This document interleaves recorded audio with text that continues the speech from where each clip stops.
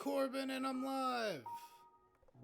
I'm here and I'm Corbin and I'm live. I'm so live right now. So live right now. Hang on, I gotta fix my overlay. Already got problems. There we go. Perfect. Perfect. Gate's a little high here. Let me turn that down. Or maybe that's the issue. Here we go. Can you hear me now? Can you hear me now? Hello. Alright. It's my first stream as a PNG tuber. This is Corbin Dauster. Corbin Dauster on X. At Corbin Dauster on YouTube. Hold on. Let me start this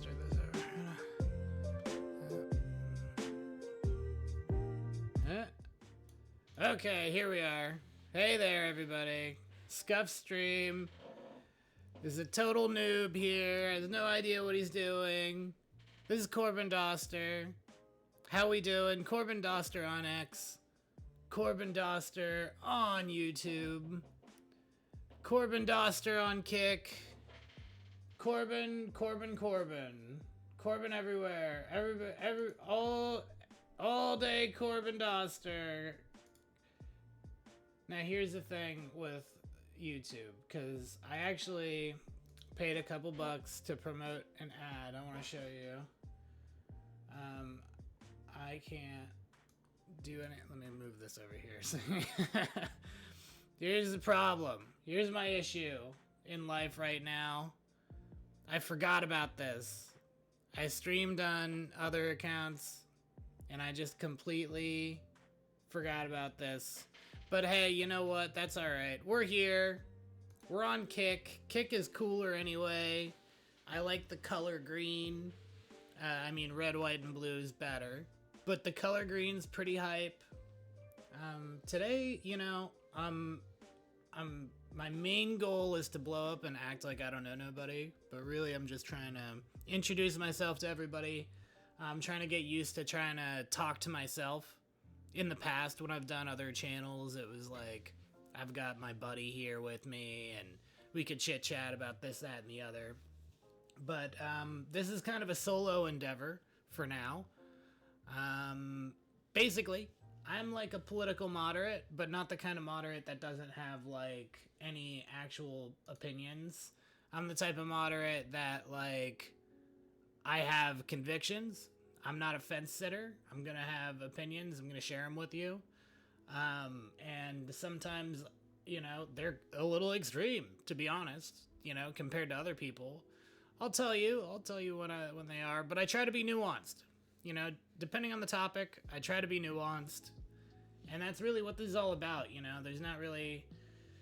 This country has gotten a little weird, so I wanted to talk about it. I wanted to complain on the internet. That's really the long and short of it, you know?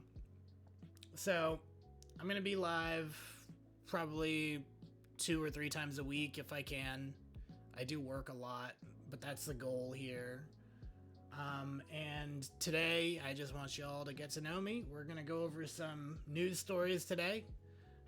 But really quick, let me do a quick intro for the YouTube-a-lator. And, we'll go from there, okay? Alright. Hey, this is Corbin Dauster. I'm live on Kick. Later on, I'll be live on Kick, YouTube, and X. I'm also live on X right now. You can find me at x.com/Corbin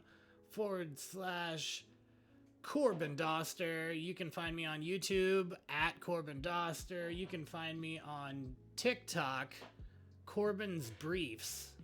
Instagram at Corbin's_briefs. And that's where all my shorts are going to be. Thanks for joining me today. If you were here live, thank you for being here live. If you're watching this clip later on, thank you for watching the clip. I really appreciate it. Make sure you like and subscribe and you do all those things so that you find my videos later. because you're definitely going to like it. So that's not even a question. But when you do like it, I want you to find it later. So make sure you subscribe to everything, and you show up and chat with us for all of our live streams. Now, here we go. The first thing we're doing, really, I'm introducing myself. This is my VTuber debut, my PNG Duper debut. I want you to know who I am and what I do. I'm a political moderate. I really like debating. I am also a Trump supporter. I'm a populist in some ways. I'm kind of a socially conservative, fiscally liberal, if that makes sense. Maybe more libertarian. I'm just not a laissez-faire guy economically. So I feel like, you know, I've got a lot of nuanced bro opinions. Nuanced bro opinions. And I'm going to go over them with you. I've got a lot of stuff to get into today, so rather than doing this much longer, I'm just going to move on. First thing we're going to do, I want you to understand me, so we're going to do a political compass test. If you've not heard of this, it's pretty straightforward. It's just going to put us in some range on one of these boxes. You know, we're going to have authoritarian, libertarian, yada, yada, yada. So I'm just going to go through. We're going to do this test. Let me enhance. All right, perfect. All right, follow along, play along at home if you want to. Here, let me move my big head over. Big head in the way. There we go. That's a little better. There we go. All right. And we lock in. Ooh, oh. Okay. So, I got a squeaky chair. I need to WD-40 this. Test page 1 of 6. Okay, just a few propositions to start with concerning, no less, how you see the country and the world. If economic globalism is inevitable, it should primarily serve humanity rather than the interest of transnational corporations. Strongly agree. Yeah, this is where I'm pretty liberal, or whatever. For me, the entire point of an economic system is to serve the people. Like, without people, none of this matters at all. So, I think that's pretty important stuff there. I'm just gonna move on here. I'd always support my country, whether it was right or wrong. I wouldn't say strongly disagree. I would just say disagree. Because, well, and we'll kind of get into this a little bit later. Right now, the riots are going on in LA. It's one thing to disagree with what your country is doing. It's another thing to disagree with your country, if that makes sense. It's like, that kind of puts you in a different country, I feel like. If you hate your country that much, just go elsewhere. There's other countries that will take you. It's that simple, I feel like. And America's awesome. There's a reason why people die and get hurt trying to get over here, and it's not because this country sucks, you know? So, anyway, let's move on. No one chooses their country of birth, so it's foolish to be proud of it. Strongly disagree. It is not foolish to be proud of it. It's not. I mean, because again, you can move. You can go wherever you want. It's, you know, it's harder for some than it is for others, but it is perfectly fine to be proud of your country. In fact, you probably should be, even if it's not the U.S. Like, all countries have something to be proud of. Most countries have a history that goes back, you know, in some cases, thousands of years.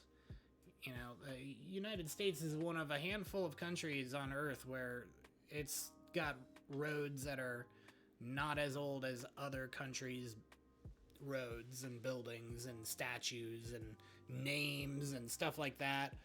But that doesn't mean there's nothing to be proud of. So, like, no matter where you are, there's something to be proud of. There's plenty to like, unless it's like South Korea, in which case, get the fuck out of there. But yeah, just because it's you're proud of your country because you were born in it, or doesn't mean you're proud of it because you're born in it, is what I'm trying to say. So it's not foolish to be proud of your country. Our race has many superior qualities compared with other races. Strongly, no, I'm just kidding. This is a joke. I don't think, for me, race is not the issue. It's a culture thing, so I would go strongly disagree. There's really not a lot else to say about that. The enemy of my enemy is my friend.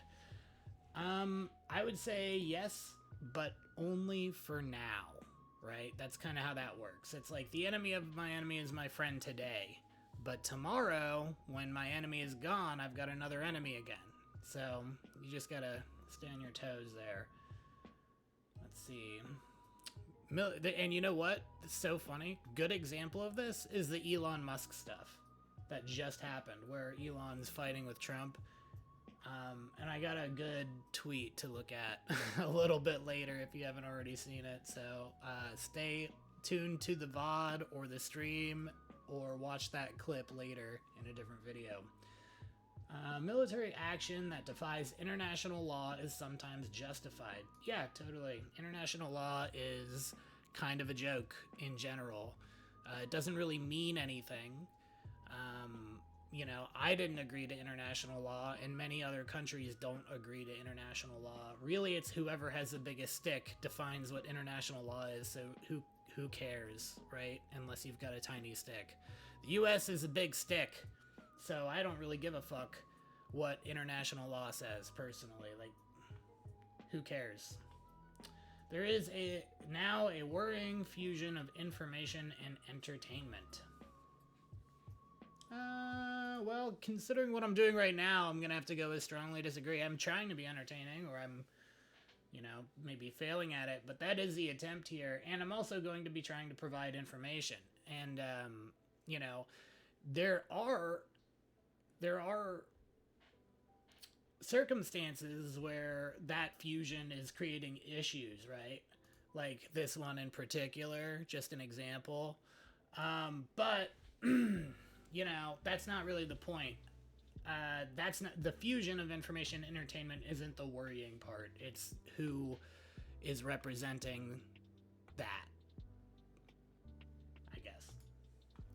All right, page 2. Now the economy. Here we go. This is where things get interesting. This is all about attitudes. All right, so people are ultimately divided more by class than by nationality. Absolutely. Controlling inflation is more important than controlling unemployment. Yeah, I agree with that.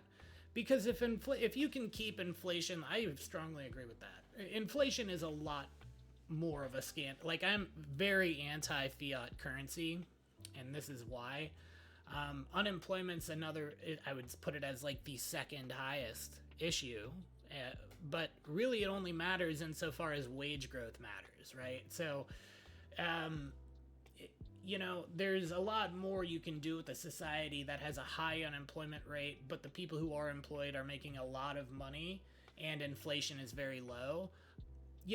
That's not that bad.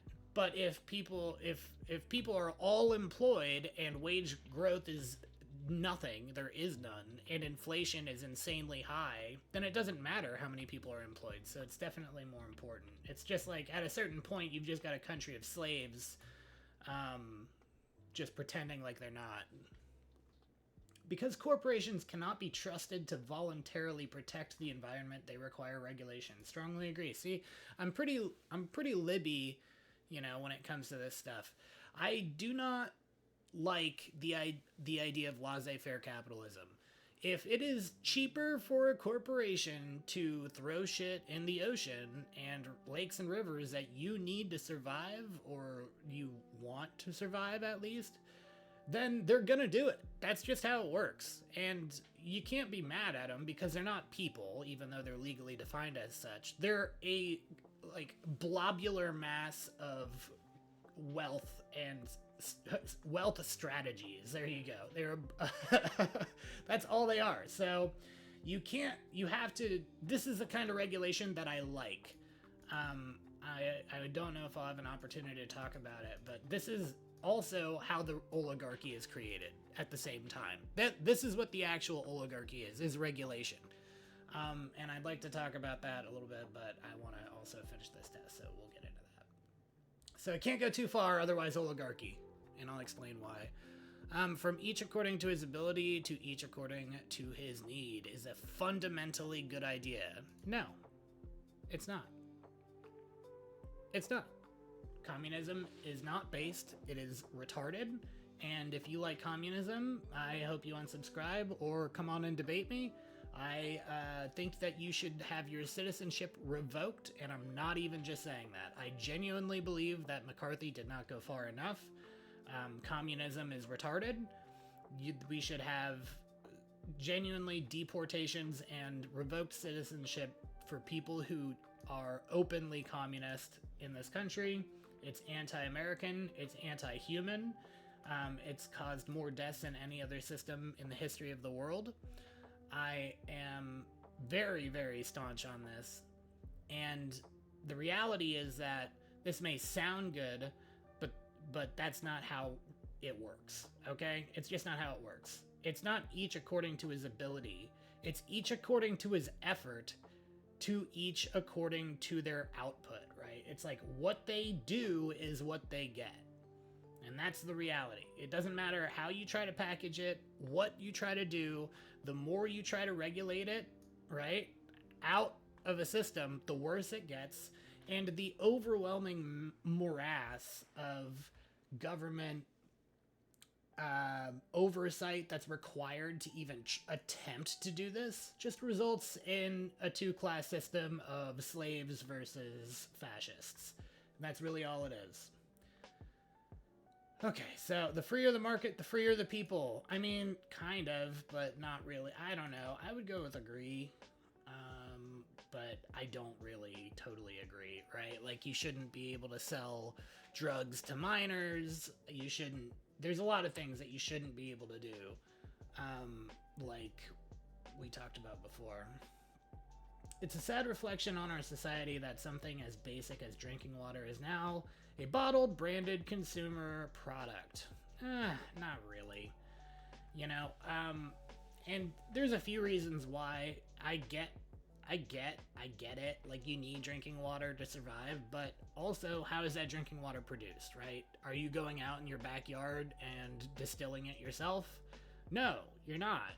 A company has dedicated a lot of time and resources into creating massive plants for desalination, distillation, pH controls, all this other stuff. They bottle it and then they sell it at a small profit, and that it's been refined and perfected so much so that there's really not anybody who can't afford water or drinking water. If you look at what most places in America have drinkable water from their sinks, and they're basically paying like a fraction of a penny per gallon for it. All that being said, like, we have issues with our drinking water because of shit that the government's injecting into it. But that's a different problem. That's some dystopian shit. It's not got anything to do with corporations. So, you know, in this area, like, I get it. And you know what else, too? When there's a need, a corporation comes, or a company will come and fill that need oftentimes. You know, it's just, you have to make sure they're doing it in a good way. So I'm sure you've seen these videos, maybe I can find it, of people giving out free water. And the whole thing is that the water bottle and everything is paid for by ads on it. So that's, you know, that's good, right? So this company found a way to give people water for free and still make a profit because they're posting ads on the water. So this is just not true. Let's see. Land shouldn't be a commodity to be bought and sold. Well, how else are you gonna do it? There's just no other way around that. What are you gonna do? Like, what are you gonna do? It can't all be public. That's stupid. I don't even know. Like, what are you gonna do? How are you gonna get out? What are you gonna do? It is regrettable that many personal fortunes are made by people who simply manipulate money and contribute nothing to their society. I actually do agree with this. I really do. I think that regrettable is the perfect word, right? Because it shouldn't be illegal, but it shouldn't be. It's not like good that that's how people make their money. I just think that the most moral way to make money is to contribute positively to society in a way that does more good than bad. And that's really, and by good I mean, you know, to two individuals in the society, more positive things come out of it, right? Like, you're not polluting, you're not destroying things,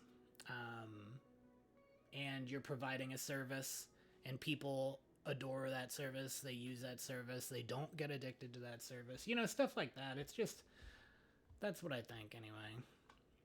Protectionism is sometimes necessary in trade. I'm gonna go agree, because really you need to be able to protect small businesses, which make up like 70% of our economy, from predatory corporations and private equity funds. So yeah, you do need it. And I also think that tariffs are kind of right too. You do need that as well. You need to protect your country from slave labor wages that exist in other nations as well. And there's ways you do it. I don't know if I would, I don't know. Well, we could talk about tariffs another time. We could be here all day, but yeah, let's move on. The only social responsibility of a company should be to deliver a profit to its shareholders. Well, that is the only responsibility of a company, but I don't agree with that. I think that the company should have a moral realm lens to it too. It shouldn't be delivering a profit at the expense of people's well-being, right? Whatever. I know that's vague terminology, but that's what I think. The rich are taxed too highly. Well, I haven't looked at the tax code in probably a little too long. But the last time I did, the top two brackets for taxes were like 41% and 43% of your taxes getting taken out, and the difference was like less than 30 grand, and we're talking about 400,000s a year, right? So if you make 400,000, you're getting taxed at 41%, and if you make 450,000, you're getting taxed at 43%. And taking anything more than 25%, really even 25% of your earnings is fucking insane. And how anybody could think about that in any other way or any other like realm than that is really beyond me. I'm okay with taxes. I think that a flat tax rate is fine. You'll make it up on the back end, you know, but in other ways. But nobody should be taxed that high, you know. And if you're gonna have a progressive tax system, so for me, the best tax system would be 15% across the board. And if you make less than, well, I would have said 7 years ago, I would have said 25,000, but now I would say probably 30,000 a year, then you don't pay any taxes at all. I think that would be fair. And then you can make that money back in other ways, right? Like, if you are subsidizing private business or corporations, they're required to give a percentage more of their revenue into taxes because of the subsidization that they receive. And it's like, it would be a specific fractional chart, you know, you can look at and say, okay, we received X amount of dollars, so you know, 70% of this over the course of this period of time we have to pay back, like a loan. I think that would be a good way to do it. I think that we provide protection to the entire world to allow for free trade, and I think by doing that, we should be getting a return for that. So my proposal is, if you want to partake in free trade in the world that is protected by the United States ridiculous Navy, then you have to pay us a 1% like tax or tariff on every good shipped through these protected trade routes. That's my opinion. I don't know. Maybe you disagree, but I think that would add, I think, about $1 trillion. Last time I did the math, it would add about $1 trillion to our income as a country, and it's deserved. It wouldn't cost the other countries a whole lot, really, if you think about it. 1% really isn't that much if you're, just moving goods, but altogether, because the whole world uses our protected trade ways, this would be a really great way to make some extra money. And we've been doing it for the longest time. Like, we've always done that. That's always what we've done as a country. We never asked for anything. That's why the Marines exist, is because of the Barbary Wars and all that. So I guess the answer is yes. If the rich have a little bit more income, they can pour more of it into creating more things in the country. And theoretically, if you go off of the other things I said about regulating immorality out of the economic system, then they should be creating good things. Those with the ability to pay should have access to higher standards of medical care. This is a really tough one for me, because for me, it's like, on the one hand, the people with a lot of wealth paying for these obscure, high income only available medical care services is actually reducing the price of those services over periods of time, because people who otherwise couldn't afford it or wouldn't have the option to use it will eventually get that by them reducing the price over time. But the problem is that we have regulated and subsidized and just poisoned the well so much on how the medical system works that, like, you almost have to be like, no, we need to, like, totally reset everything. Medical care is largely fucked up by insurance companies and the federal government in this country. That's the reason why everything is so expensive, and there's not a lot you can do about it except take those two things out of the equation. If you're currently, right now, uninsured, you will pay less for your medical care, and healthy. You'll pay less for all of your medical care by paying out of pocket than anybody with insurance will. That's just how it is. So I guess I don't know how to answer this. I would say, like, I could go either way, really. But in the interest of having cheaper medical care over time, I'll say agree. But for me, the way it should be is it should be like 10% higher than the average, which should be like 100 or 700% lower than what it is. Like, the average for all medical care should be about 700% lower than what it is right now. And then the higher standards of medical care should be like 10 to 30% higher than what that average would be. So, agree, but with many caveats. Government should penalize businesses that mislead the public. Yes, absolutely. This is what I'm talking about. I am very pro moral regulation of companies, because they're not capable of demonstrating a genuine moral lens. They're not individuals. As much as they need to be labeled individuals under the law for many different reasons, they are not. So they need to be regulated in these types of ways. I think that another way you could do it is tax benefits, right? So you can say, if you're doing something bad, you pay more money, and the money should be a massive percentage based on revenue, and gross profit, not revenue, gross profit. That way you're taking directly from the leadership who are making these decisions, because that's how they get paid. And then on the other side of that, if a company is doing things that the government wants them to do, like that the government's encouraging them to do, they get tax benefits for doing that, where they're not paying as much in taxes. So, like, what would be a good example? The government needs more Pizza Huts in Oklahoma. So if you build a Pizza Hut in Oklahoma, then you're paying a fraction of the taxes as anyone else. But if you build a Chick-fil-A in Oklahoma, now you've got to pay an extra percentage of taxes. It would all be kind of dependent on what was needed at the time, and obviously Pizza Hut and Chick-fil-A aren't the kind of thing that you should be messing with like that, but it's just the first thing that came to mind. Probably wells would be a better example, like water wells or something. So yes, I strongly agree. A genuine free market requires restrictions on the ability of predator multinationals to create monopolies. Absolutely. Absolutely. It's not a free market if someone has a leg up and they're taking advantage of you.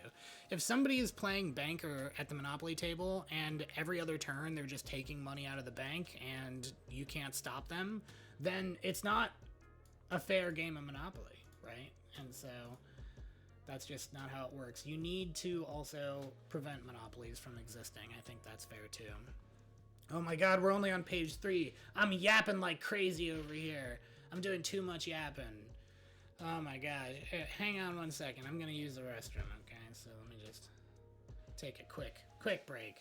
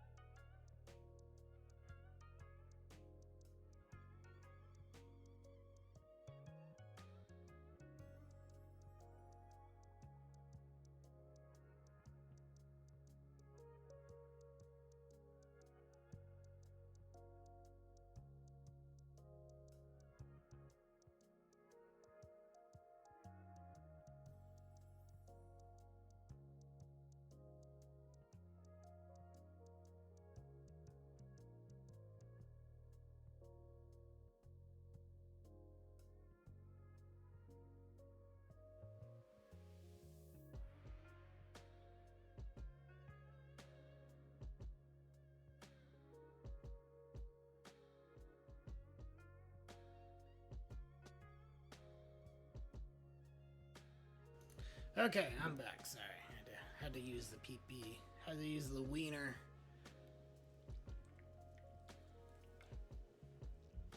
Okay, let's get right back to it. Now let's take a look at some of my social values. Abortion, when the woman's life is not threatened, should always be illegal. Yeah, strongly agree. I strongly agree. I'm very pro-life. In fact, I spent most of my life pretty pro-choice. But there was a few things I learned and a few things I found out about, like, what I believed. So, like, for instance, a lot of pro-choice advocates will say not just life of the mother and rape and incest, but they'll also say things like, well, you should be able to get an ectopic pregnancy aborted. Well, that's bullshit, because an ectopic pregnancy is by definition not alive and can't be aborted. Okay? Look at that. It's a dead a fertilized egg implants and grows outside the main cavity of the uterus. So it never actually happened, right? And if you look at the definition of abortion, it is the deliberate termination of a human pregnancy. Okay, so you're not terminating the pregnancy. You're removing an ectopic fetus, a non-viable fetus. It's not the same. So that's not an abortion. So we can't count that. Honestly, I don't even know if I'm for the rape and incest restrictions either being lifted, because bad thing happens doesn't mean you get to murder a human being. Now, the only one I would say that I think is fair is if the woman's life is on the line. It should be up to her in that case. And part of the reason why I think that is because most mothers would probably choose to sacrifice their life for the baby. You know, I don't know. I know that that's going to be one of those things that people are going to really flame me for, and it would take an entire stream to really get into the weeds on all the reasons why I believe what I do about that. But for now, that is where I'm at, guys. That is where I'm at. Don't forget that I just spent 20 minutes talking shit about laissez-faire economics before you come out and call me a right-wing Nazi fascist grifter.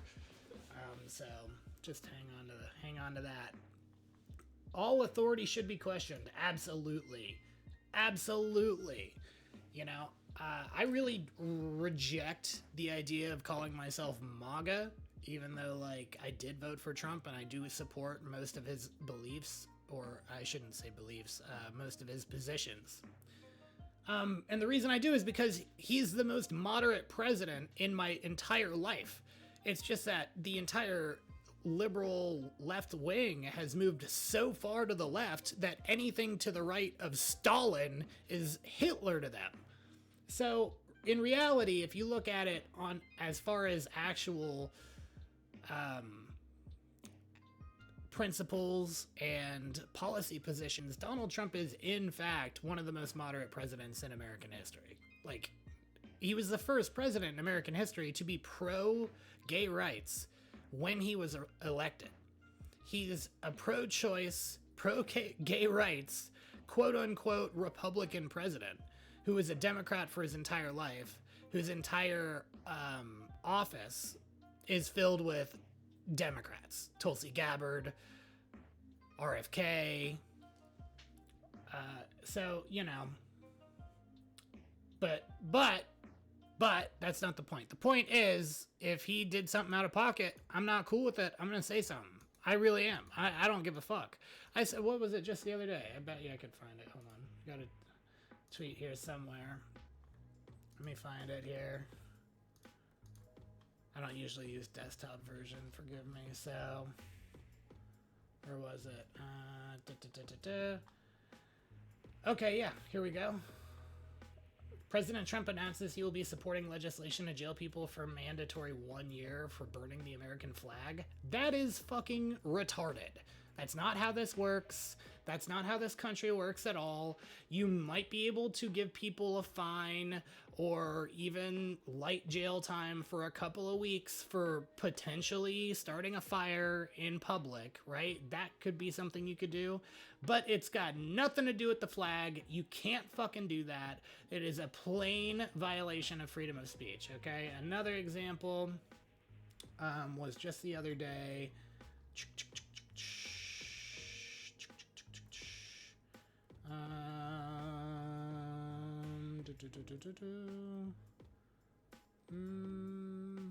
Here we go. Trump dropping China tariffs makes him a bitch. I agree with the Democrats. I do, genuinely. The tariffs were good, and he should have kept them. Yeah. So anyway, the point is that if I don't agree, I'm not going to agree. And if I disagree, I'm not going to just agree because I want that person to get elected. It's not how I work. An eye for an eye, a tooth for a tooth. No, that's kind of stupid. Like, especially for the government. You want the government to be way restricted, right? I am totally anti-death penalty because the government fucks up too much to be given that responsibility. I think that even in the cases of treason, exile is a better option. So that's what I believe. I think that instead of the death penalty, you should be doing exile. And I've been saying that for years, not when Tim Pool said it a few months ago. Okay, I've been saying that for years.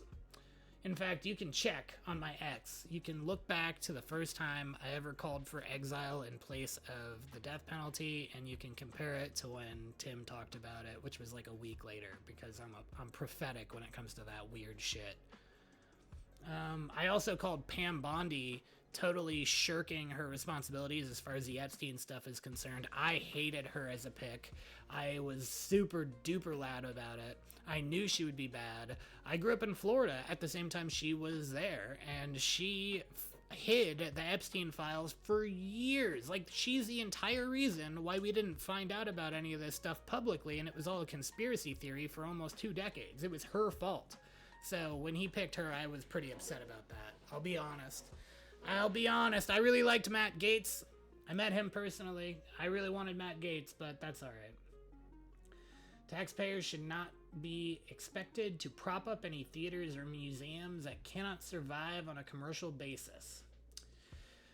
That's a tough one for me, guys. I'm not gonna lie, because I do think culture is important.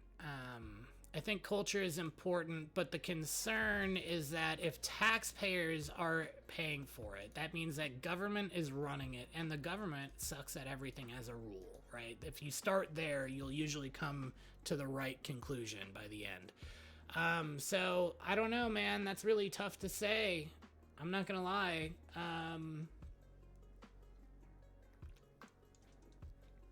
I'll go with lightly agree. Let's say this. If taxpayers are propping it up by them being tax free, then I'm okay with that. Do it the same as churches. They don't pay taxes. You know, if they're like cultural monuments and stuff like that, like the Smithsonian or whatever, no taxes, but also no tax dollars, okay? No property taxes, all that stuff, but no tax dollars. Schools should not make classroom attendance compulsory.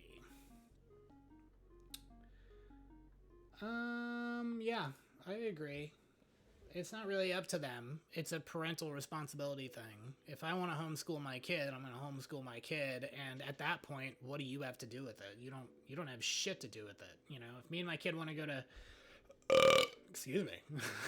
If me and my kid want to go to Busch Gardens today and say fuck your stupid math class, then we're just going to go. I mean, it's none of your fucking business, really, at all. So all people have their rights, but it is better for all of us that different sorts of people should keep to their own kind. Holy shit. Okay. Yeah, I'm gonna go with, unless those people are communists, which is different. Because but communists aren't people, so that doesn't count.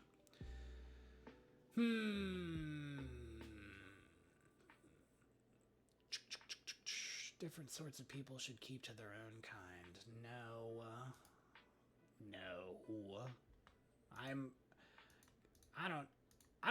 I want to say strongly disagree, but I can think of some types of people that should stay with their own kind, like prisoners. You know what I mean? Like, there's always like an exception to the rule, but I'm gonna go strongly because I feel like this is about racial stuff, and I mean, it doesn't say that.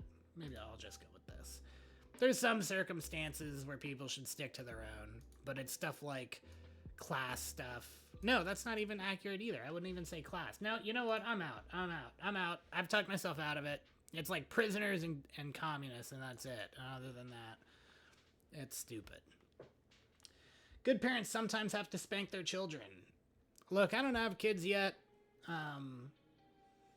I'm tempted to say agree, but I don't know. I've seen a lot of studies talking about how it's not really super effective. I think that it depends on what you mean by spank, though, because a lot of these studies I feel like are talking about like whacking good, you know, full-blown real spanks. But I don't think you need to do that. Like, especially if the kid's young, these little love taps where you're like, hey, you're hurting me, and I want you to know that I don't appreciate that. Like, that's plenty good enough. You don't need to beat the shit out of them or anything. I don't know. I'm gonna go light agree, but I could really kind of go either way. I really don't know what the right move is here, and I certainly wouldn't bend a kid over my kid over my knee and spank the shit out of them or anything like that. If I was gonna quote unquote spank a child of mine, it would be like a feather-light tap on the butt to be like, hey, correct that behavior. But also, like, they say that a good father never has to hit their kids because they just know off of a look that they're fucking up. So I'd like to be that kind of father where I don't have to do that stuff because I'm taken seriously enough and respected enough to where it doesn't, there's no issues. You know, they know that they don't want to cross me, and they don't want to cross me because they love me, right? Like, I'm a good father to them, and that's why they don't want to do it, not because they're gonna get in trouble. It's natural for children to keep some secrets from their parents. Yeah, I think that's true, you know. Like, in Superbad, the kid who was drawing dicks in his book, like, that, you should have probably kept that to yourself. I wouldn't want my mom to see that if it was me doing that. Little stuff, I think, yeah. I don't, like I was saying a minute ago, I'd like to be the kind of parent where my children don't feel the need to keep any secrets from me, but that's just not realistic. There's gonna be a daughter who's afraid to tell me she has a boyfriend, or a son who doesn't want to explain that he got in a fight at school, and I think that's natural, which is the question, so we'll move on. Possessing marijuana for personal use should not be a criminal offense. Strongly agree. I don't believe in victimless crimes, so all drugs should be legalized and lightly regulated by the federal government in order to prevent contaminants like fentanyl. If someone wants to do fentanyl, they should know they're getting fentanyl so they know how much to take. And then in place of all the money we spent, or wasted, I should say, on the drug war, we should instead be offering counseling to help people break away from addictions to drugs. But you should be able to go to the drugstore and buy the marijuana, and you should be able to go to the drugstore and buy even the heroin, right? As long as you're above the age of like 26, I would say. So yeah, that's my opinion on that. Like I told you, I'm a real moderate. No death penalty, pro-life, pro-legalization of all drugs. Let's see, the prime function of schooling should be to equip future generation to find jobs. No, I don't think so. Jobs, entry-level jobs, are meant to equip the future generation to find further jobs, right? That's what entry-level jobs are for. Schooling is not for that. Schooling is for an education, generally generalized. I think that there's I'm assuming we're talking about high school and below here and not college. If it said college, I would agree. It's not even jobs though. It's something different. It's not. This is the problem I think I have, right? If it was careers, I'd feel a little better about it, but that's not really the point. It's to equip the future generation with skills, right? With skills, in some cases specialized skills. So I'm gonna go strongly disagree. It's not about jobs. It's about skill building. That's what it's about. You should be able to do the things that the world needs, and sometimes you need to be educated on it. People with serious inheritable disabilities should not be allowed to reproduce. Wow. Yeah, I'm gonna go disagree on that one. I can see the argument, but you can't. The shouldn't be allowed is the problem. I think that it would be fine if you said should be encouraged not to reproduce. I often encourage people on X not to reproduce or continue living. But that's a different thing. So the most important thing for children to learn is to accept discipline. It's really important, man. It's really important. And I'm telling you that as somebody who didn't have hardly any discipline growing up. Developing discipline as an adult, as a skill, is really hard. It's really hard to do. And not being disciplined can ruin your fucking life. It can really quick. It's not cute to be procrastinating everything until the last second, especially when it comes at the cost of your happiness and ability to improve your life, right? So it's a big problem. I think I'd have to go strongly agree. Important thing for a child is discipline. I think that a lot of things come second to discipline. It may not be the most important, but a lot of things come after discipline on the list. So it's definitely up there. There are no savage and civilized people. There are only different cultures. This is essentially asking, are some cultures better than others? And I agree with that. There are some cultures that are better than others, but that would be disagree in this instance because of the wording. There are cultures that are better than others. Look, a culture that throws gay people and women or gay people off of roofs and regularly has child sex slaves, like, that is a bad culture. It is wrong. It's morally wrong. And that morality is derived from God. I think that that's just correct. There are some bad cultures. It doesn't mean that the race, it's not a race thing, it's a culture thing, like we talked about before, but there are some bad cultures. Those who are able to work and refuse the opportunity should not accept or expect society's support. Yeah. If you're able to work and you're just not, then what are you doing? I work way too hard.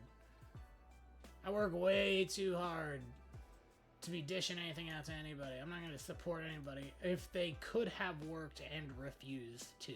That's it. This is the ridiculous part. It's not the rest of it. I don't mind safety nets and stuff, but that's just ridiculous. When you're troubled, it's better not to think about it, but to keep busy with more cheerful things. I think it depends on the kind of trouble. You know, if it's something like I stub my toe or something like that, then I definitely agree. You know, being positive, I think, has a genuinely better effect on your life. And personally, I try to practice this. I try to practice accepting and rejecting thoughts, right? So if things are going poorly and I am not holding up together well, I start to reject negative thoughts and I try to actively think of positive thoughts. And when I do, I accept those thoughts. I gotta tell you, you know, it really makes a big difference in your outlook. Your ability to handle things, the big troubles that affect you when you are a more positive person, is just better. So I'm going to actually go strongly agree. Obviously, there's some things like you're meant to be depressed about, like if a family member dies or you get in a breakup. There is no shame in being depressed or sad about those things and for a period of time, but it is better for you overall and in pretty much every other way to be trying to be as positive as possible. First generation immigrants can never fully be integrated within their new country. No, I totally disagree.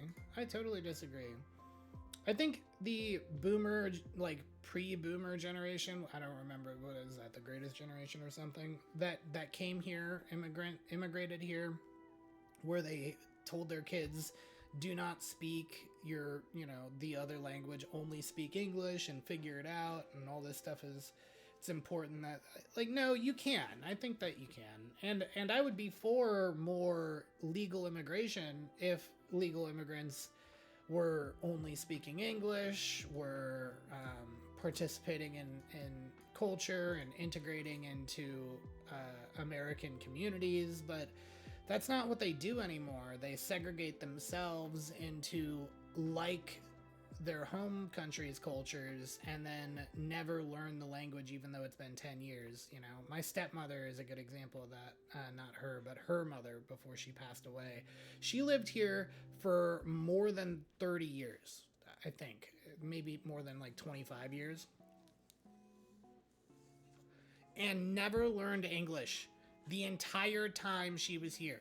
Never even tried it. And I don't understand that. I don't get how you could do that. I don't even like to visit other nations without knowing how to at least get around in their language, you know?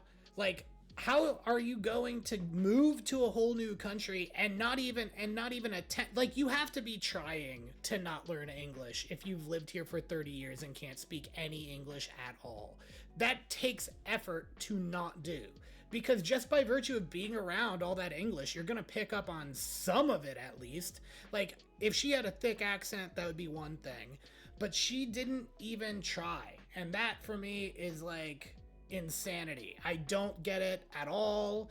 It kind of pisses me off, actually. I remember one time when I was a kid, she was watching over my little brothers, and I was, like, 17, so she wasn't watching me, but I was home. My little brothers are way younger than me. And she's banging on a door in the house and screaming and yelling, and I'm like, and in Spanish, because I couldn't understand her. And at one point she starts yelling and screaming at me, and I'm just like, I have no idea what you're saying, so I just kind of walked away. I didn't see what the issue was. And I get a call from my stepmom who's flipping out at me because I'm not listening to her. And I'm like, I'm like, do you realize she's not speaking any English at fucking all? At all? Like, what am I in trouble for? Like, what? What? If I start yelling at you in Hungarian, are you gonna be able to follow along all of a sudden because I'm mad? That's not how it works. Anyway, let's move on. What's good for the most successful corporations is always ultimately good for all of us. No, it's not. Not always. And honestly, not often, right? Like, think about all the small businesses that people used to live off of and do well and take care of their families with before Amazon came a thing, right? Like, that doesn't mean Amazon shouldn't be a thing, and it is good for society that you can get your boner lubrication juice in the mail in less than 24 hours wherever you are in the world. Like, that's good, I guess. But the point is, what's the cost, right? It's a cost benefit analysis, and more people were benefiting from, like, you used to having a local community of stores and companies was better for everybody, because if you were having a rough month, a person that you know at your local butcher shop might be able to help you.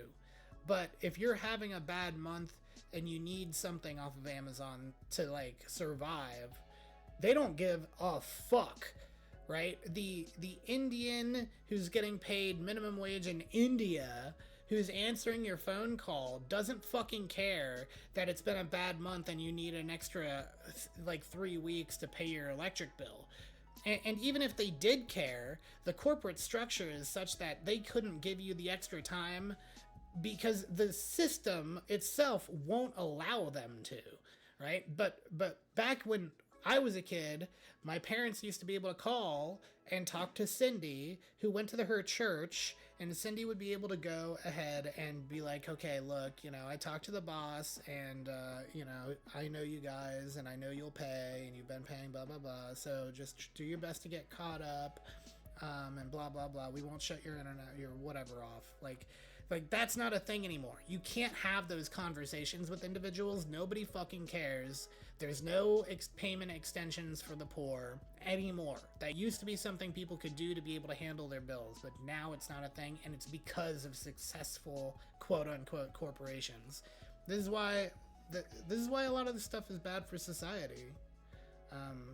You need to have communities that are strong and with successful businesses. Communities. Not countries. You shouldn't have corporations the size of a small city states. Okay? Or nation states. No broadcasting institution, however independent, its content should receive public funding. Strongly agree. I think it's the antithesis to the freedom of speech to be funding any broadcasting institution. Okay, I was hoping we would get through this a little quicker, but I've been ranting my head off, so we're still only on page 4. Let's see if this one's a little easier or a little quicker. Are civil liberties... Oh, I need a ship of my alcohol.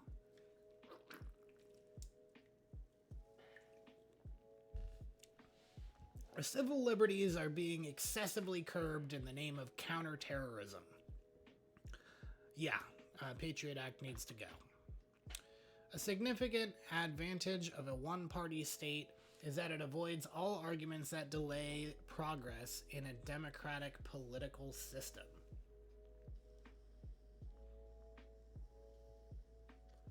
That's an interesting question.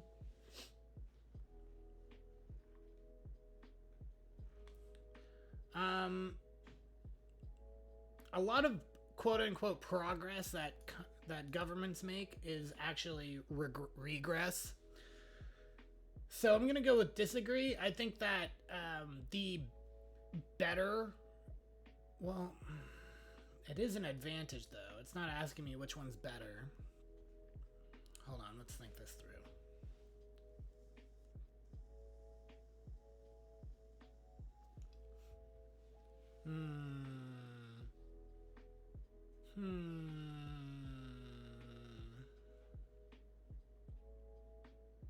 I mean, it is a significant advantage, but for who, right?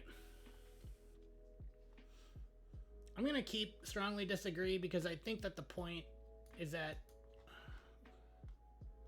how I see the wider society, because of what matters in the wider society. Excuse me, burping. I'm a burping Billy today. I'm drinking alcohol, probably is why. Vodka seltzers make you burp. Who knew? High Noon, looking for that sponsorship, bro. Just saying, whenever you're ready.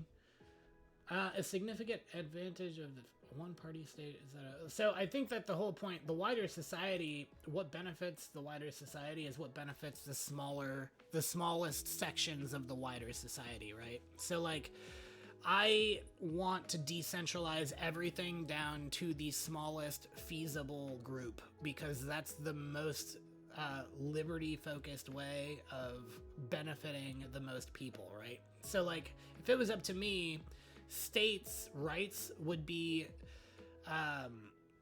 brought all the way down to, like, the community level. No more than, like, 160 people, which would align with the Dunbar number.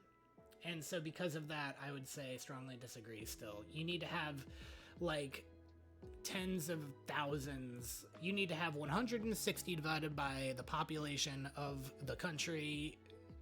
That many political systems. That's what you need. Or political parties, I should say, in order to have the most fair society. Although the electronic age makes official surveillance easier, only wrongdoers need to be worried. No, because a wrongdoer this is the government again. Like a wrongdoer today or a good doer today is a wrongdoer tomorrow. So no. Plus, even if it's not about being worried, that's not the issue. It's about not having to think about someone spying on you. You know, and the fact that you do have a right to privacy in many situations. Like, if you're in public, I think that I would agree with this, but, you know, that's not I don't get that connotation from this. I think it's talking about NSA shit, and the NSA should be almost entirely abolished or require FISA warrants in order to spy on civilians. Again, going back to the fucking, you know, Patriot Act shit. It's just ridiculous. The death penalty should be an option for the most serious crimes. Strongly disagree. I already talked about this. Totally anti-death penalty. Instead, we should be opting for exile. I'd like to bring back exile. I think exile is pretty cool. Exiled class in Elden Ring is the right class to pick. That's the one. In a civilized society, one must always have people above to be obeyed and people below to be commanded. I think it's the other way around, actually. And I don't feel like I need to elaborate on that at all. It's just the exact opposite. The people above need to be commanded and the people below need to be obeyed. It's the absolute opposite. Abstract art that doesn't represent anything shouldn't be considered art at all. Okay, so... Oh, man, why did it have to do this to me? Man, I actually strongly agree with this because I do think that art is actually objective, right? Like good art being good or bad is an objective measure. And I know that a lot of people are going to disagree with that, but there's a lot of reasons why I think that, but we're taking way too long on this test, and I've got so much stuff I want to cover that we might not make it through at this rate. But what I would say is the TLDR version is we have we've evolved biologically to like and dislike certain things. There's the imprint of God in our very biology and genetic code. The things that people find to be good art are generally found to be good art across people. And that's an indicator that there's something on the soul or physical level that's dictating to us what art is good and what art is not. And symbolically speaking, or everything in our belief structures is symbolically based, and symbolic bases come from evolutionary biology.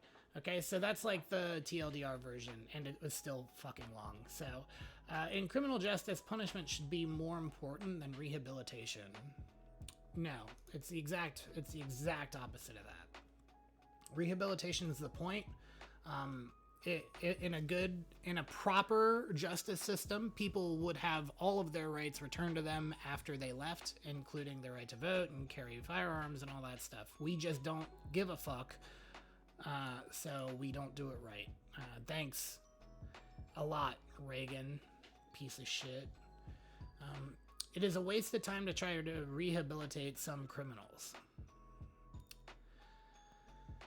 Oh man, I know that I just said this, but at the same time, I also kind of believe that this is true.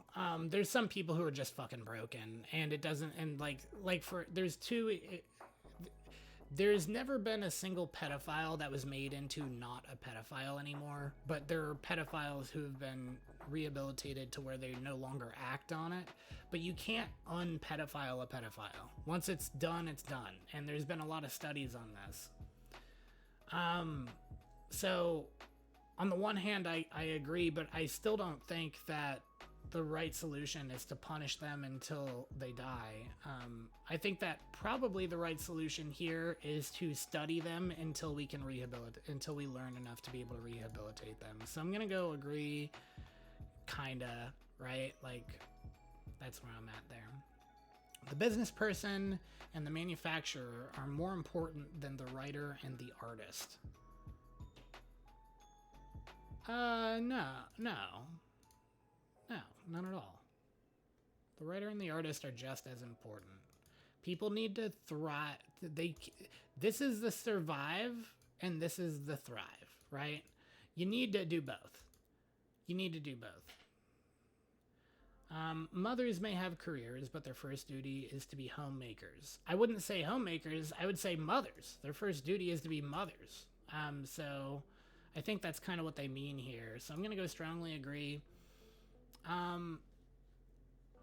don't think most women really want to have careers. I think they've been forced to have careers or tricked to have careers, and that if they could just receive everything they've ever wanted and stay home and decorate and embroider and take care of children, that they would be happier. I think that that's what they actually want.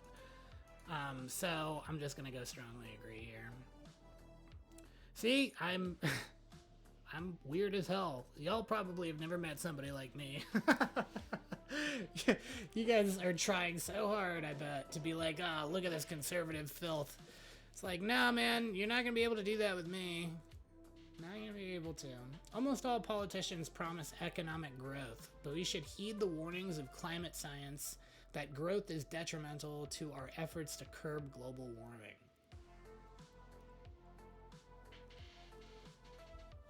Okay, so here's the thing with this. It's not global warming, it's climate change. Climate change is real, global warming has basically been debunked. There's a combination of many things, but mostly changes in the poles, sun cycles, etc., that cause climate change.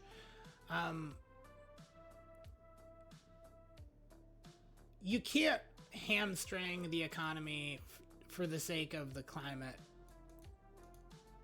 unless it's in regards to pollution. Okay? That's kind of my thing. Pollution is detrimental to humans. Prevent it at all costs. But having oil and power is also detrimental to mankind, right? So you need to make sure get you a government that can do both. I think that if climate activists really cared about climate activism, they would be calling for nuclear power, and they're not. So I'm calling bullshit on all of them. It's a big fucking grift that's been going on for a long time and makes a lot of money. So that's kind of my opinion on that. If the entire world moved to nuclear power, it's not like I would be against that. That would be good. That would be a good thing for everybody. It's clean. It's safe. There's a lot of power involved. I mean, that would just be the right way to do it. So I don't like smog. I don't like, gross shit in the air. But most of the actual changes in our temperature are because the pole is shifting right before our eyes, and because the sun has cycles.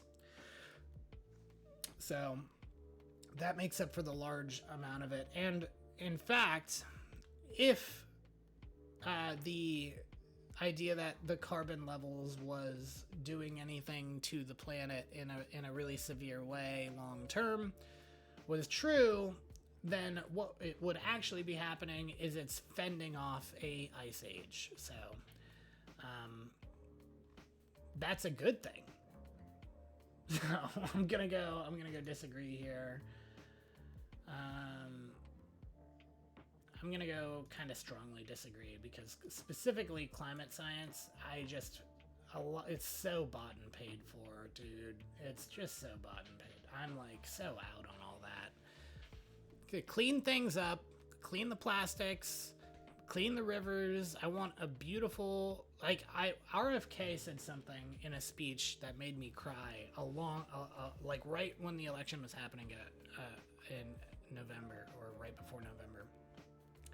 He said, in my opinion, God makes himself seen in nature, right? And so this is why that matters. It's not about all this other bullshit. It's about protecting God's beautiful creation without sacrificing humanity's flourishing, right? That's what the point is here. Making peace with the establishment is an important aspect of maturity. I kind of agree. You can definitely go too far anti-establishment. It doesn't help you anymore at a certain point. Okay. Astrology accurately explains many things. This is... Okay, so the answer is yes, kind of, in my opinion, but it's not the way that you think. Like, if I type in my horoscope for today, it's not going to do or mean anything. But if I look at my actual chart with all of the things in mind, I've found it actually does a pretty good job of giving a pretty specific overview of people. I've looked at people's charts and been able to be like, hey, did you have issues with this or that or the other? And that's probably TMI, but yeah, I mean, I would say, like, to the vast majority of people, that astrology is bullshit, to be honest. Like, to the vast majority of people. If you're Googling your astrological thing for the day, I would say that's probably horse shit, whatever it says. But if you actually are diving into it, it's pretty cool. It's pretty interesting, and it's pretty detailed. It's not just a bunch of general things. It can be pretty detailed. I'm not really going to get into it any further than that. I already look like a lunatic, so we'll move on. You cannot be moral without being religious. Well, you can. It's just not like useful. It's like moral relativism, basically, which isn't really moral at all. So I guess I would agree then. Charity is better than Social Security as a means of helping the genuinely disadvantaged. This is tough, honestly, because having money directly is good, but Social Security is a total scam. It's been used to fuck a lot of stuff up. And the problem is, though, that charity is also a fucking scam. That's the issue. I think that the way to fix this one right here, very simply, the reason why churches are tax exempt is because they were the charity organization of the local community, right? So like my biggest thing culturally that I advocate for is the return of the local community, which really doesn't exist anymore. So I think that if a church isn't being shown to provide material aid back to its community, that it should have its tax exemption be revoked. And that would return charities to the way that they should be and make me agree with it, right? So it's like everything is like, yeah, I would agree, but big caveat, it's all fucked up right now. Social Security is objectively a worse system than charity, as long as charity is operating the way that it was intended to. The problem is that you've got things like the Susan G. Komen Breast Cancer Awareness Foundation, which spends $0 and 0 cents on individuals with breast cancer or breast cancer research. All of its money is spent advertising itself as a charity. That's its only purpose, because it's an awareness charity. So if you didn't already know this, which you probably do, the whole point is they take your money so that they can spend it on marketing themselves so that they can take more people's money. That's all that is. And that's a lot of charities, right? And they pay 80 to 90% of what they take in to the top 5 to 7 people in the company anyway, because everyone else is doing it for community service hours. So it's the biggest scam ever. And if you want to make a lot of money doing nothing, then start a charity, especially a climate charity. Alright, so some people are naturally unlucky.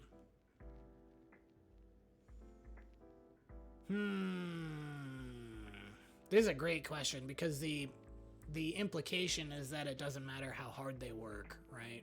That's kind of the implication. And I kind of disagree with that. I think it's got a lot to do with mindset.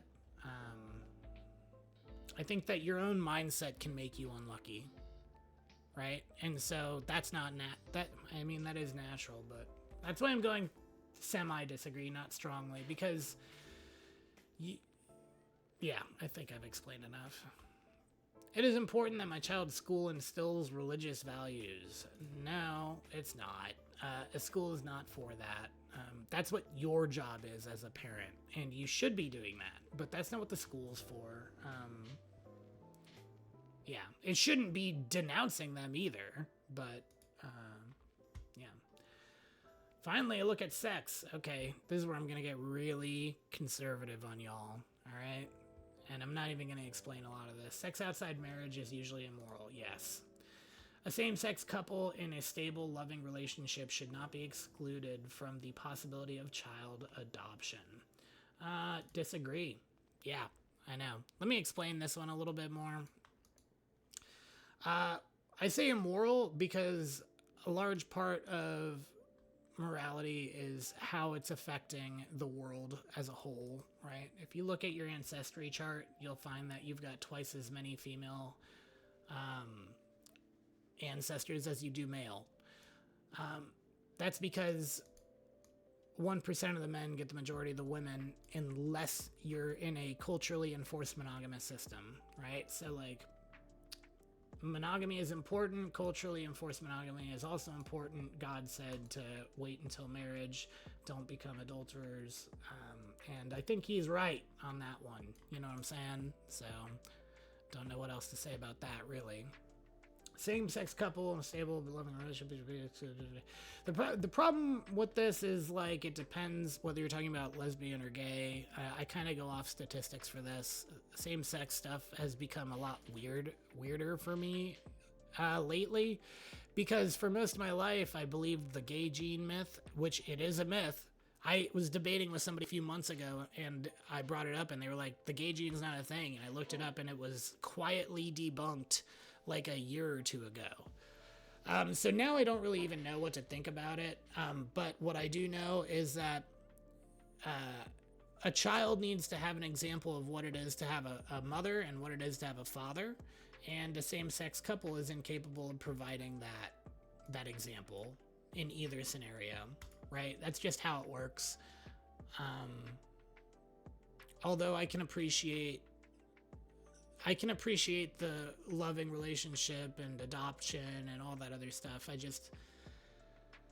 I don't know. I just slightly disagree. It could really go either way for me here. I'm open to finding some or being shown some data that proves that wrong, and changing it to agree.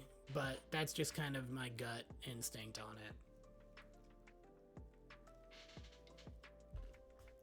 Pornography depicting consenting adults should be legal for the adult population. Well, yeah, it should be legal, but for me, that's not really what the argument's about. It's just like the drug thing, right? Just because it's legal doesn't mean you should do it. I really am pretty anti-porn. I think it's really, really bad for people, especially kids. I think that I didn't care about it a few years ago, but I've seen a lot of studies on it recently that make it seem like it's probably bad. It's probably mostly bad, or pretty much all bad. And I would not want my children around it. I wouldn't want my family around it. I wouldn't want my friends to be consuming that material. And so yeah, in some of these I've gotten a lot more conservative, but in a lot of them like I said, I'm more socially conservative now. Let's see, what goes on in a private bedroom between consenting adults is of no business. I strongly agree with that. No one can feel naturally homosexual. I don't know what they mean by naturally. Like born that way? I don't know. We just discussed the gay gene thing. That must, maybe if they were talking about genetically, then I would say disagree or agree. But I don't know, if it turns out that homosexuality works kind of like how pedophilia does, where if the person, when they're a child, is affected by either, then it tends to be... I've seen some studies that say that maybe homosexuality is caused by abuse, right, in young children. And it's the same for pedophilia, but with sexual abuse. So I'm wondering... I mean, that's obviously not natural. So I guess, look, I'm just going to go agree, but it's the same as before. Like, I could kind of go either way. I'm just trying to talk myself through it and understand it better.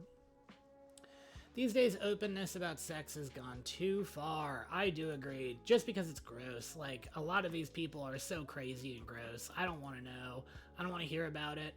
Yeah, you can do whatever you want, right? But just shut up about it, dude. I don't want to see it. I don't want you to talk about it. I don't want to see it. Leave me alone, all right, finally we have the answer. All right, the starting point of the political compass was in 2001 when we recognized the inadequacies of the standard political measure, left to right. It's certainly fine for discussing economics, but to this day is still widely and wrongly used to describe social attitudes. All right, so let's just take a look. Look at that. Look at that, guys. Look at that. See? Is this mine? Oh, that's not mine. Here's mine. Oh, wait, no, where's mine? I understand how it works. Yeah, okay, there we go. Yeah. Yeah, that sounds about right. Oops. Let me see here. Screenshotting this. This is going on the X. Boom.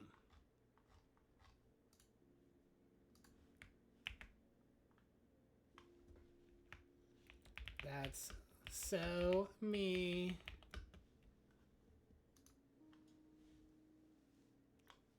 Well, there you go. Boom. All right, we did it, gang. I don't really need this cert. Well, thanks for watching this now hour-and-a-half long video about my politics and like general outline of what my beliefs are. If you want to see more, make sure that you subscribe here and check out my clips channels where I'll have more clips, maybe some more lighthearted stuff. And we can talk politics. If you ever want to get into debates, be sure to email me. My email is listed on my description. It is corbindauster@gmail.com. I'm looking for more people to chat with, more people to debate with. So thanks for watching. We appreciate you. And check out the description for all my socials. Take care. Bye-bye. All right, cool. We got a good video. It's a really long fucking video, but we got one, and I definitely yapped my ass off for the whole thing. So we're gonna switch up a little bit. We got these riots going on in LA. I wanted to talk about them a little bit, so we've got a news story here. This section, let's actually. Do we want to do this first, or do we, I don't know. Let's get it. Let's do this one first, and then we'll get into the riots. Okay, so this clip is actually not about the riots. Or should we do another intro? Hey everybody, this is Corbin Dauster. Corbin Dauster on YouTube, Corbin Dauster on Kick, Corbin Dauster on X. Come find me. Socials are listed in the description below. Today, I am going to be talking about this clip I saw on Timcast IRL. It's actually regarding immigration, not the riots specifically, although the riots are regarding immigration. But I wanted to have a chat about this, and maybe we could like expand the topic out a little bit further. If you want to discuss this stuff with me in chat, be sure to catch the live streams. We're streaming about 3 days a week, and I try to give like 24 to 48 hours notice before. And if you keep your eyes on my X account and subscribe and follow me on all my socials, you will be able to find me live streaming. So let's get right into it after I mute my music. So I want to jump to another story here. We have this from Fox News. Minnesota state rep admits she is in the U.S. illegally during legislative debate. Rep, I believe it's pronounced Kaoli Vang. Okay, so full disclosure, I did pre-watch this, but I totally agree with the idea that she needs to be removed completely if this is true. You can't just admit to shit like this and expect to keep your job as an elected official. Okay, this is insanity. This is insanity if true. I really lean toward kind of Tim saying, like, and you'll see it here in a second, that it's probably likely that she's lying for political points. But either way, we need to get to the bottom of this. This can't be a thing. Her revealed her family falsified paperwork. Let me see if I can save the clip. We'll try and get the audio here. Who brought us all to this country at the end of I've been spending a lot of time with my father, who brought us all to this country at the end of the Vietnam War. And I asked my father about how we came to the United States. And I always thought that we came here because my grandfather was a colonel in the Secret War. And I thought that that meant that we were in line to come to the U.S. And my father told me that that was not true, even though my parents both worked for a Christian organization. And my father actually worked at the U.S. consulate because he was one of the few people who could speak English, and he could type really fast, and apparently that was a very valued skill then. So they had my father move away from the refugee camp from my mom and my sisters and I, and he went to live at the consulate where he processed all of the paperwork for the refugees that came to America. Okay, so I just thought of something. She's about to explain that he used USAID and a family member or friend in the USAID to be able to get into the country illegally because they didn't get on the list when they should have. Now, this is an edge case, and if I was Donald Trump, what I would do is I would, like, de facto, retroactively make her family a citizen as a thank you for the assistance during the war, and, like, a gesture of good faith to the rest of the world. But at the same time, you really can't do that because they're burning down cities and lying about him being a Nazi Gestapo. Okay, so you kind of have to be a bit of a dick here, but that's probably what I would do. Just try to be like turn the other cheeky about this whole situation. But what I was thinking about was if he did that, how many of these other people she was just talking about did he also falsify records for? And now all of a sudden, that changes things, doesn't it? It changes things big time. He's in charge of record keeping. He's working for the CIA. He's falsifying records for his family. Well, why wouldn't it just be his? How many of these other people who were involved in this conflict came over to America on false pretenses? And we had missed our time to come to the U.S. 3 times. And if we didn't come that last time, we would not have been able to come to the U.S. And I said, wow, what luck of ours. And my mom said it wasn't luck. We did not have our names on that list to come to the U.S. because even though your grandfather worked for the CIA, and because there was no, like if you were a child of somebody worked for the CIA, the only people that had names to come to the U.S. were if you were in the direct military and you worked for the CIA or you worked for USAID. And which is why it's so personal to me that USAID is getting unfunded, but we did not do either one. Yeah, I mean, USAID is just a CIA pocketbook. That's really all it is. To pretend like it's anything else is just frustratingly naive. One of those. My parents' Christian organization did not count. And so what my father did was one of our uncles worked for USAID. And because his mother had died, my father, as the one processing the paperwork, put my grandmother down as his mother. And so I am illegal in this country. My parents are illegal here in this country. And when we were fleeing that situation, never one time did my family say, let's look at which state has the greatest welfare and which state has the greatest benefits, because that's the state we're going to go to. It's because they were lying about whether or not they were legal. So it didn't matter. Like, and those systems weren't in place then either. Like, that's some new ass Biden shit. Like, there was some light systems in place before that. And then you had the, the amnesty that Reagan did. Real piece of shit that guy is. Not a fan. But, like, yeah, of course you didn't. Those systems were created in the past decade, you dumb bitch. Nobody leaves their country unless they have to leave that country. That's also not true. Like, that's demonstratively false. People leave their country because they want to all the fucking time, and they also leave it for better opportunities in different countries like ours. Okay? It's not about whether or not they have to leave, it's that they want to leave.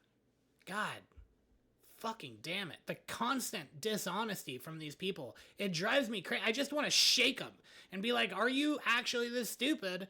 Or are you just like, what is it? Are you naive? Are you stupid? Are you lying? Like, what's going on here? Psychopath.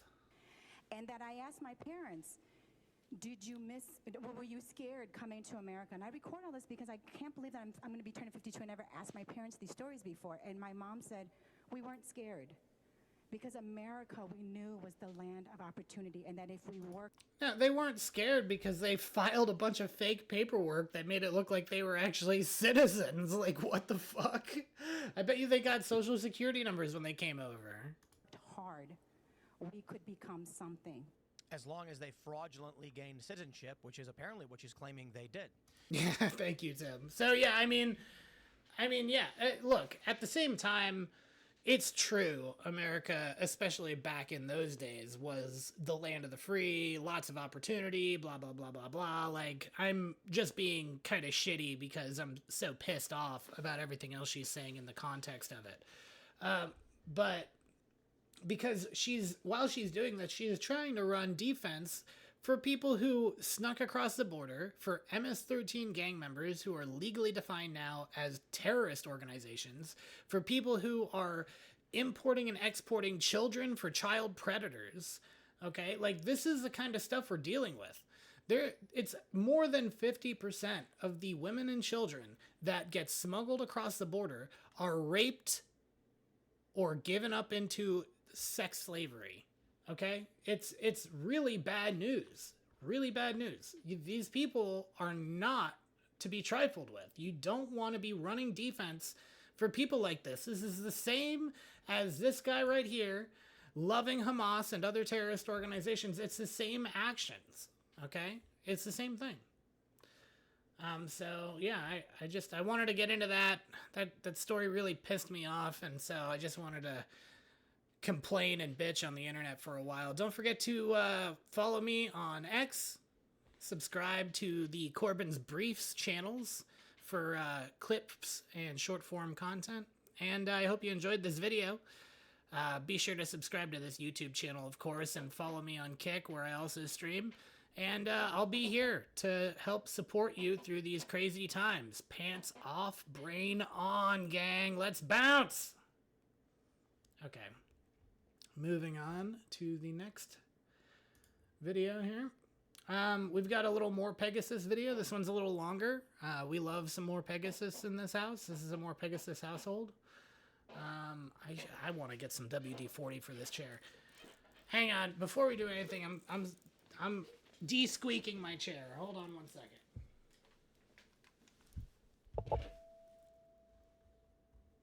I'm gonna de-squeak, de-squeaker.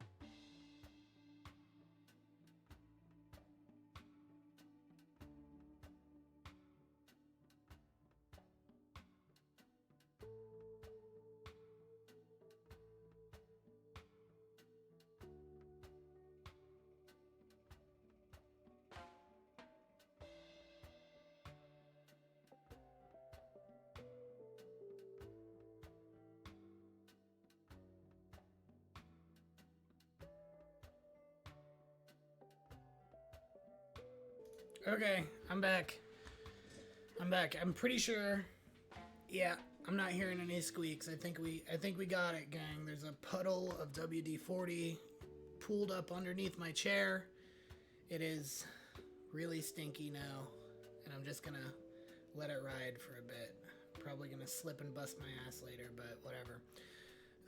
I did not pre-watch this one, so let's see what we've got going on now.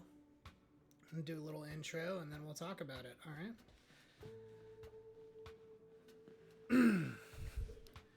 Hey everybody, welcome back. This is Corbin Dauster.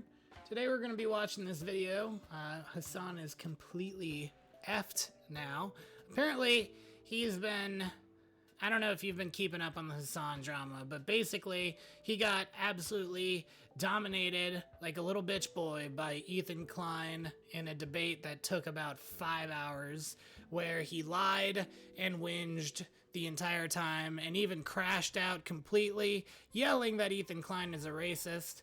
And since then, he's just been going downhill further and further and further and further. just constantly glazing terrorists like crazy. I am one of about 1,000 people who is constantly making videos on this guy, but I just can't stand him. So I'm sure this is going to be good for me. It'll be good for you. If you're new here, make sure you subscribe and keep your eyes out for new content being posted often. In the description below, you'll find links to my Instagram and TikTok page for the shorts, Corbin's Briefs. And there you go. That's that.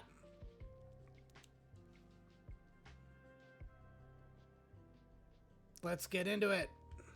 The biggest clown show on YouTube. In today's video, Hasan has joined the riots in LA, California, and is supporting terrorism again. Absolutely nobody is surprised. He's also called out Asmongold to join him on the streets. Asmongold responded saying that he should probably be arrested. They also have a bunch of back and forth. We're gonna look at a bunch of idiotic Hasan clips and also take a deeper look into what's going on in LA.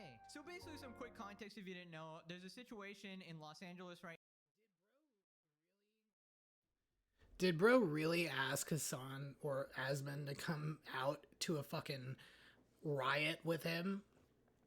That is so crazy. That is so completely unhinged. This guy drives me nuts. I cannot believe that there's somebody as stupid as him on this planet.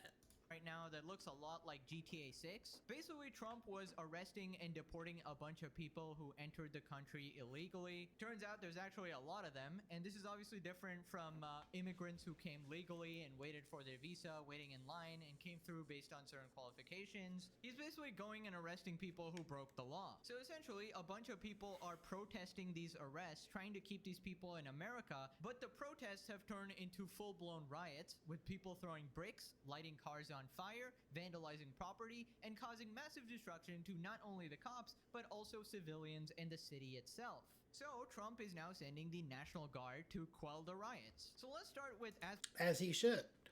As he should. You're not allowed to just burn down property, set cars on fire. You're just not allowed. You're not allowed to do that. It's not an allowed thing, actually, in the U.S. You're not supposed to. You're allowed to peacefully protest, but you're not allowed to block roadways. You're not allowed to prevent people from getting to work. You're not allowed to set shit on fire. You're not allowed to loot buildings. You're not allowed to throw bricks at police officers. And you're not allowed to obstruct official federal business. Just period. Really? Like, if you've got an issue with it, then you should have voted in a guy who wouldn't have done the thing that you wanted. Or that's happening. Like, this is just insanity. Gold talking about the riots and how Hasan should be banned for participating. Alrighty, subscribe or you gotta join Hamas Piker in the riots. Yeah, for real. Subscribe to MorePegasus. He has great videos. I love them so It's not much. peaceful for people to throw rocks or bottles. That's not peaceful. So There she you go. said it's not peaceful. Even she says that. I think You it's know why she said this? I happen to know this. You know why she said this? Let me show you. I'm going to show you something. This is pretty neat. Let me pull it up really quick. Hold on.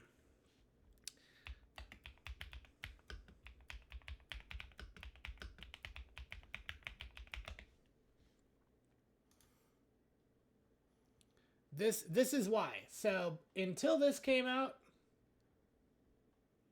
okay, this is why, okay? They're grifters. They're politicians. Let's not forget, these are politicians we're talking about. They don't give a fuck about you. They don't give a fuck about your city. They will make excuses. They will let everything get set on fire. They will let your neighbors who are cops get hit with bricks. They will destroy public property. They will destroy your businesses as long as it suits them. But then the moment that this polling comes out, now all of a sudden we're changing our mind. And I think the most recent polling is actually 58%. It's got dropped a little bit, but it's still the vast majority of people. Okay, so this is why she said that, because it wasn't even 72 hours ago, the same woman was calling for more peaceful protests and saying, oh, well, this is Trump's fault for deporting people when he shouldn't have been. It's like, what do you mean? What do you mean? They're illegal! It's pretty impressive that they managed to blame the fact that all of their citizens are totally fucking schizoing out, setting cars on fire. They're trying to blame that on Donald Trump. And the fact is that none of these people are ever being held accountable. This is a person who's like getting inside of the car. Like literally, like you're looking at burning cars. Hasan almost got banned for filming a crime. God, I just need to, I'm sorry, I need to interrupt. Why is Asmongold so much more handsome now than he was like a few months ago?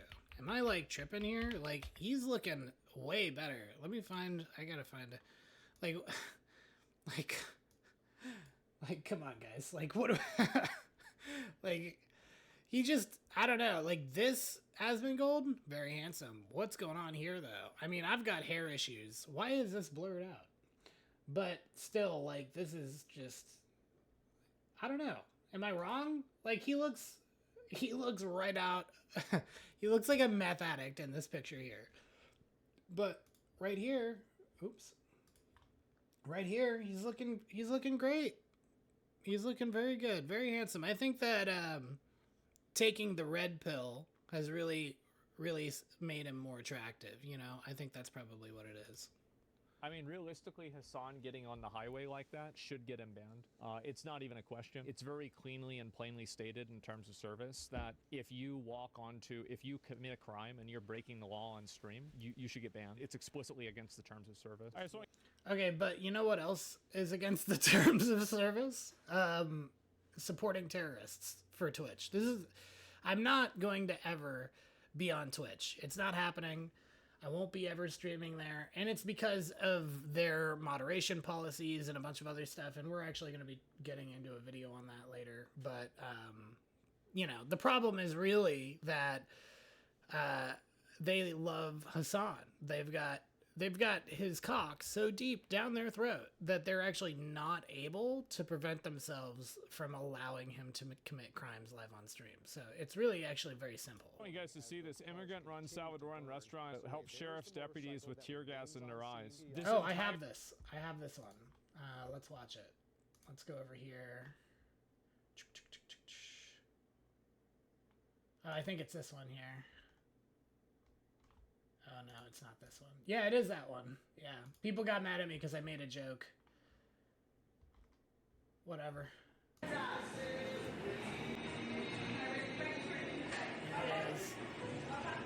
You know, this is supposed to be like a uniting thing, right? This guy got tear gassed. These people are helping him out. This is all good stuff. This is good stuff. We want to see more of this, more support for people who are trying to uphold the laws. I made a little joke. I said, inspiring and all, but did anyone check their papers? And they didn't like it. He called me a narcissistic idiot. But, you know, it is what it is. No big deal. These people, I think, who says this? I think Tectone says this, but they think that they're right just because they get more likes. You know, it is what it is. But anyway, we have this clip.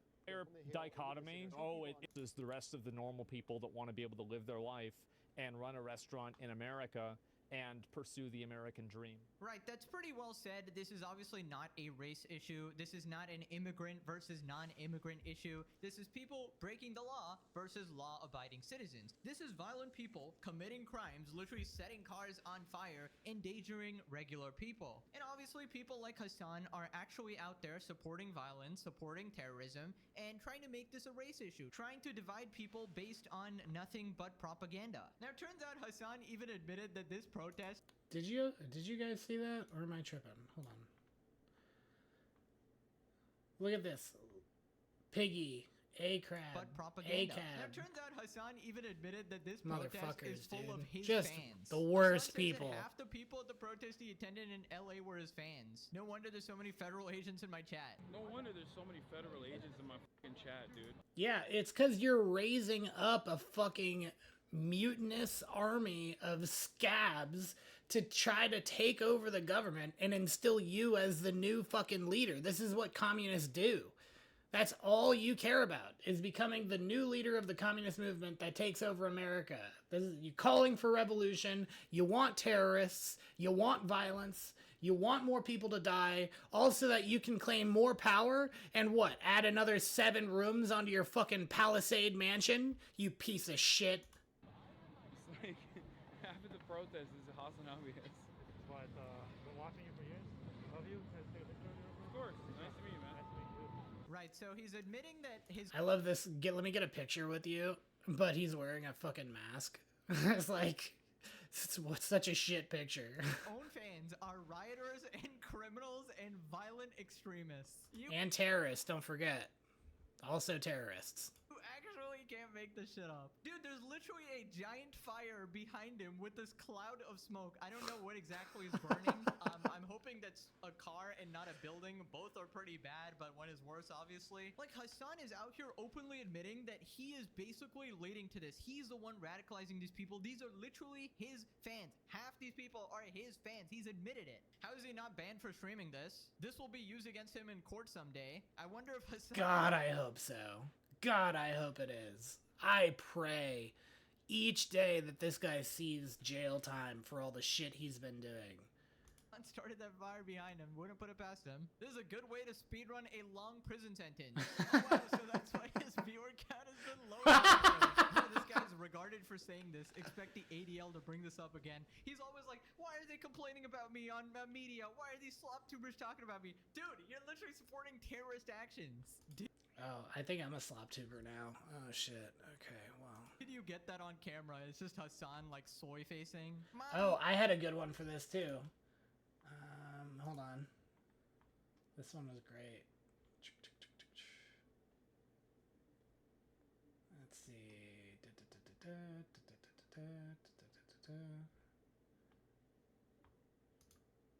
Here we go.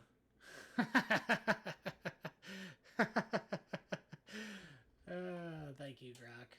Appreciate it. I did a protest. Look at me. I'm just eating some ice cream, guys. I'm a worker for the people. And he's obviously not gonna put himself right next to the danger. He wants to be as safe as possible while getting all the brownie points. So it turns out Asman is still living rent-free in Hasan's head. He calls him out even at the protest. Bro, he's out there. He's out there talking about me. Hopefully one day we'll see the largest political commentator, Asmongold, out here in the streets, you know, for protesting, for, I don't know, making... Okay, sure. I'll go with the National Guard to arrest everybody who's standing in the highway. Yeah, I think Based. Based. Hell yeah. By the way, before some people spaz out, this is literally what the mayor said. That's not peaceful, what was happening. It's not peaceful for people to be on the highways. It's not peaceful for people to throw rocks. That's not peaceful. And now this genius is also calling out Bernie Sanders after he said these protests were counterproductive. There's a reason why people liked Bernie Sanders, you know. I was always dubious of him, but there's a reason why. But they're putting themselves in harm's way and potentially setting themselves up for a criminal future. I talked to the DA just a couple of minutes ago. The DA will file felony charges on individuals and also the potential for federal charges. Listen, I don't think anybody has a problem with peaceful protest. Like, if you're just out there marching and letting your voice be heard, I don't really see much of a problem, right? Yeah, if this guy was the one who was there, that would be pretty cool. That'd be great. I'd be all in. But it's not. It's not this guy. It's fucking this guy. This is the guy. It's this one right here. And these people with masks and fucking, I mean, wait for the Molotov cocktails. I'm sure they're coming.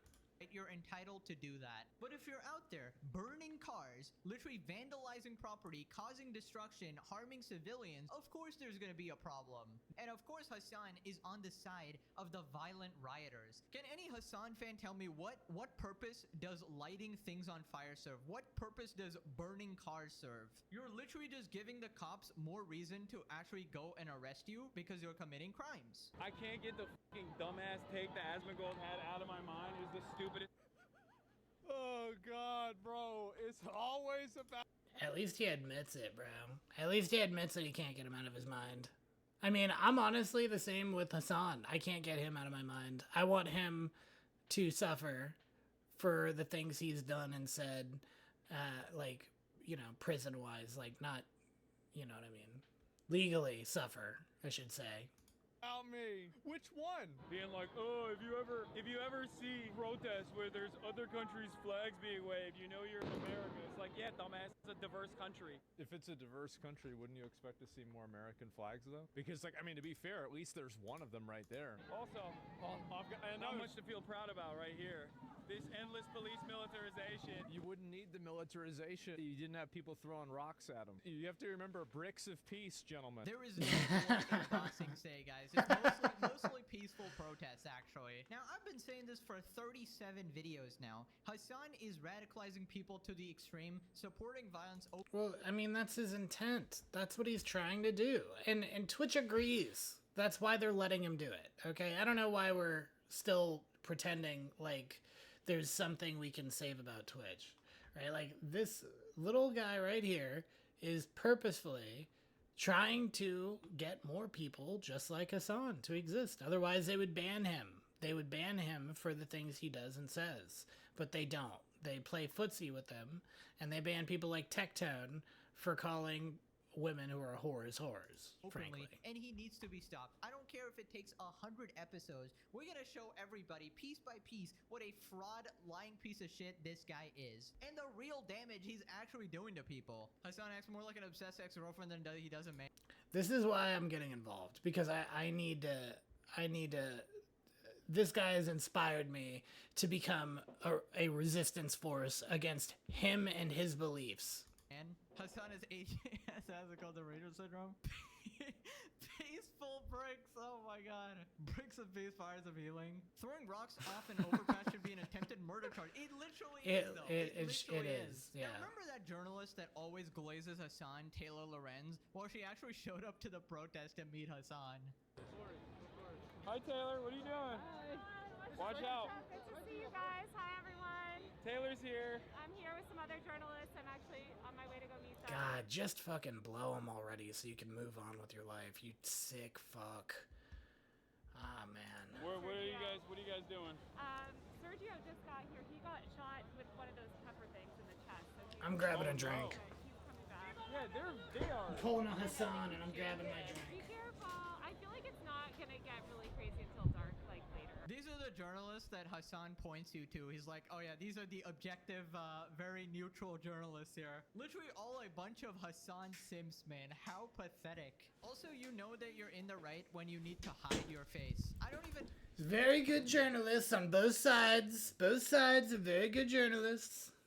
Know why Hasan is doing that. Like, everybody knows who he is. The cops are not gonna be like, well, it seems I can't identify this man. My hair. Bro, this guy is the fucking worst.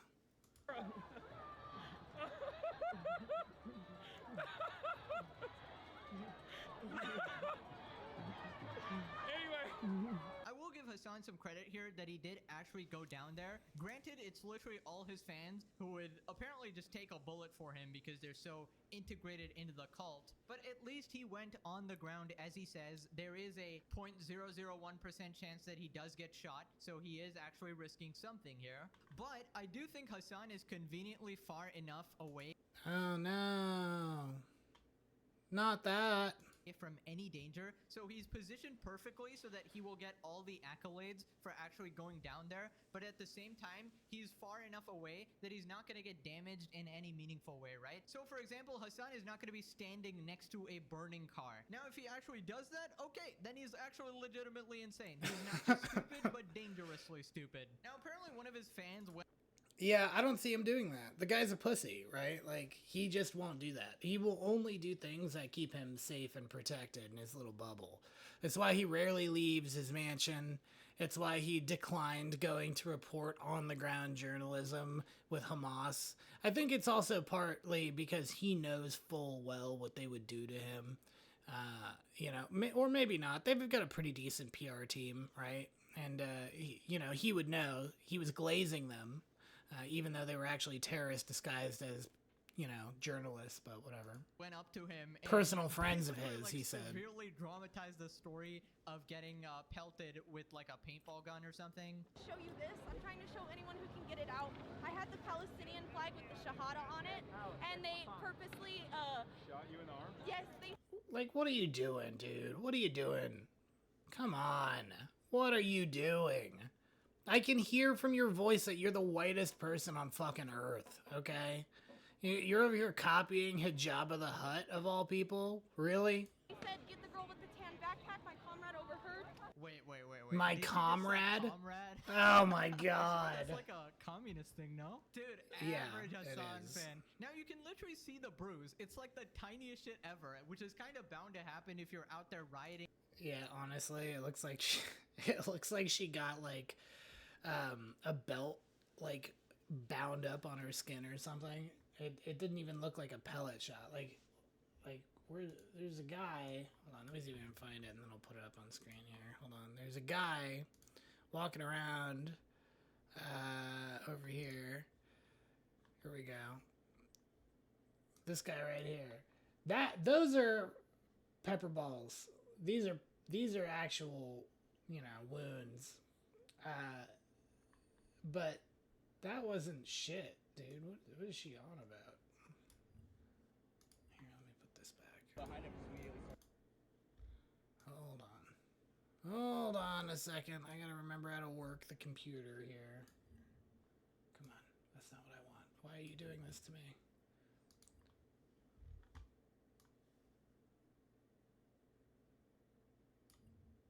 Okay, there we go. In the cop's face, right? And she tries to make it so much more than it is. Like, I might be fractured. Thank God I still have my legs. There's the tan backpack, and they shot me point blank, direct. Have you seen a field medic? Yeah. A field medic. I think it might be fractured or They something. see, this is why they were looting all of the medicinal marijuana buildings. They needed them for the field medics, you know? It's a pain reliever. Great commentary, Hasan. Even he knew that she was completely bullshitting. He's just like, yeah, that's crazy, man. A friend tells you some like made up story, and you're like, that's crazy, bro. Yeah, totally. Yeah, that's crazy. I love it when people lie to my face, like with the most ridiculous lies. Like I don't know that they're lying. Literally said, thanks for letting me show you that, like on the stream and stuff, right? Obviously, nobody actually grievously injured actually says that shit. She just wanted to be on your goddamn stream and dramatize the story like, oh, they shot me point blank. Dude. Yeah, this will make us look good on the news. That's what she was thinking. You know, everything is about the movement. It's about the revolution. It's never about the actual issue. It's always about the revolution. They clearly didn't want to harm you. That barely did anything. I get more injured playing table tennis when I hit the edge of the table. Her acting like a... Wait, MorePegasus is a table tennis enjoyer? Really? War survivor, like, thank God I still have my 2 legs, bro. These people are actual, like, revolutionary cosplayers. Anyways, Hasan is losing his mind on Twitter. Asmongold tweets, an easy way to check if a protest is in America is the flags. Are they all of one country? Not America. Are they a random bunch of countries plus pride or identity flags? America. Yeah, I can't believe people would wave Mexico flags in flippin' California. A migrant worker, asylum seeker contributes more to this country in a day than this rotting husk will in a life. Really? They do.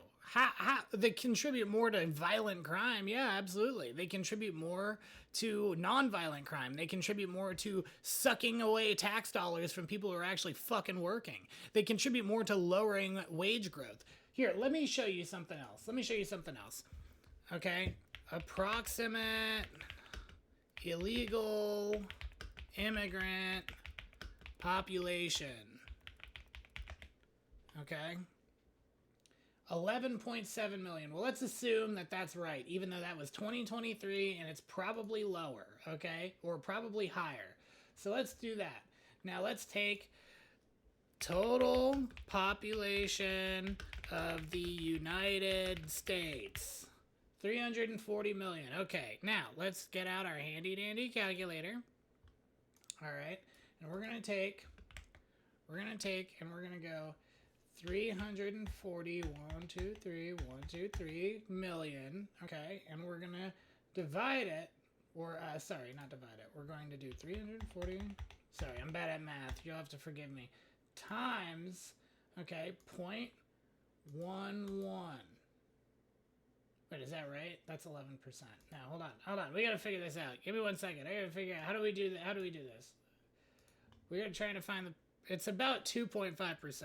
Okay. Find percentage. Percentage calculator. Here we go. Okay, we want. What is 2.5% of 340 million? Okay. 2.5% is 850,000. Oh, so it's even worse. Okay, if I have 340, 1, 2, 3, 1, 2, 3, and 11.7, 1, 2, 3, 1, 2, 3.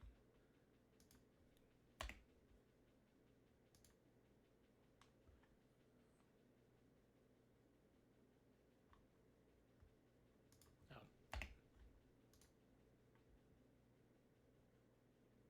96%. What? That's not right. How is this so fucked up? What is going on here? Hold on. Does anyone know how to do this? I'm so bad at math. This is actually hurting me. Divide the part by the whole and multiply by 100. Okay, so the part would be 11. Okay, 11.7 divided by 341.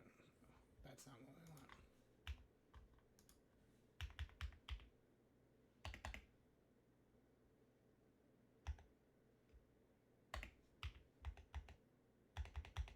There we go. Divided by 340 times 100. 3.4%. Okay, so it's even higher than I thought. 3.4%. If 3.4% of the total population of the United States is illegal immigrants, then that means that your real wages are down by 3.4%. That's what that means. Because competition, supply and demand, jobs work the same way as everything else. If there's too many people for a job, then that means that their value of the job is lower, so that you get paid less. If there is 3.5% of the population that is illegally here, that 3.5% is coming right out of your fucking paycheck. Okay? That's why. That's why it's a problem. Bro, you both have the same job. You're both streamers. Also, I feel like Hasan has done immense damage to America, just spreading the type of propaganda he does. Also, funny thing, while I was researching this story, every single headline uses the word immigrants or migrants. None of them says illegal. Not a single person actually mentions the fact that they illegally crossed the border and went into the country. That is an important fact. If you're breaking the law, it's completely different from waiting in line and actually following the law and getting a visa. And Hasan uses the same tactic. They basically want you to believe that there is no difference between law-abiding citizens and people who break the law. Hasan continues defending the basically domestic terrorists at this point. People who freak about retaliation to cops at these rallies need to attend one protest, and they'll quickly realize that the agitators are the armed dudes in riot gear, tear gassing thousands of unarmed taxpayers who are paying for the chemicals as well as their salaries and pensions. Just flashback to the burning cars, bruh. Also, half of these illegals are not paying taxes, bro. They ain't doing shit. Now, I mean, they pay some taxes. They pay some sales taxes and stuff like that.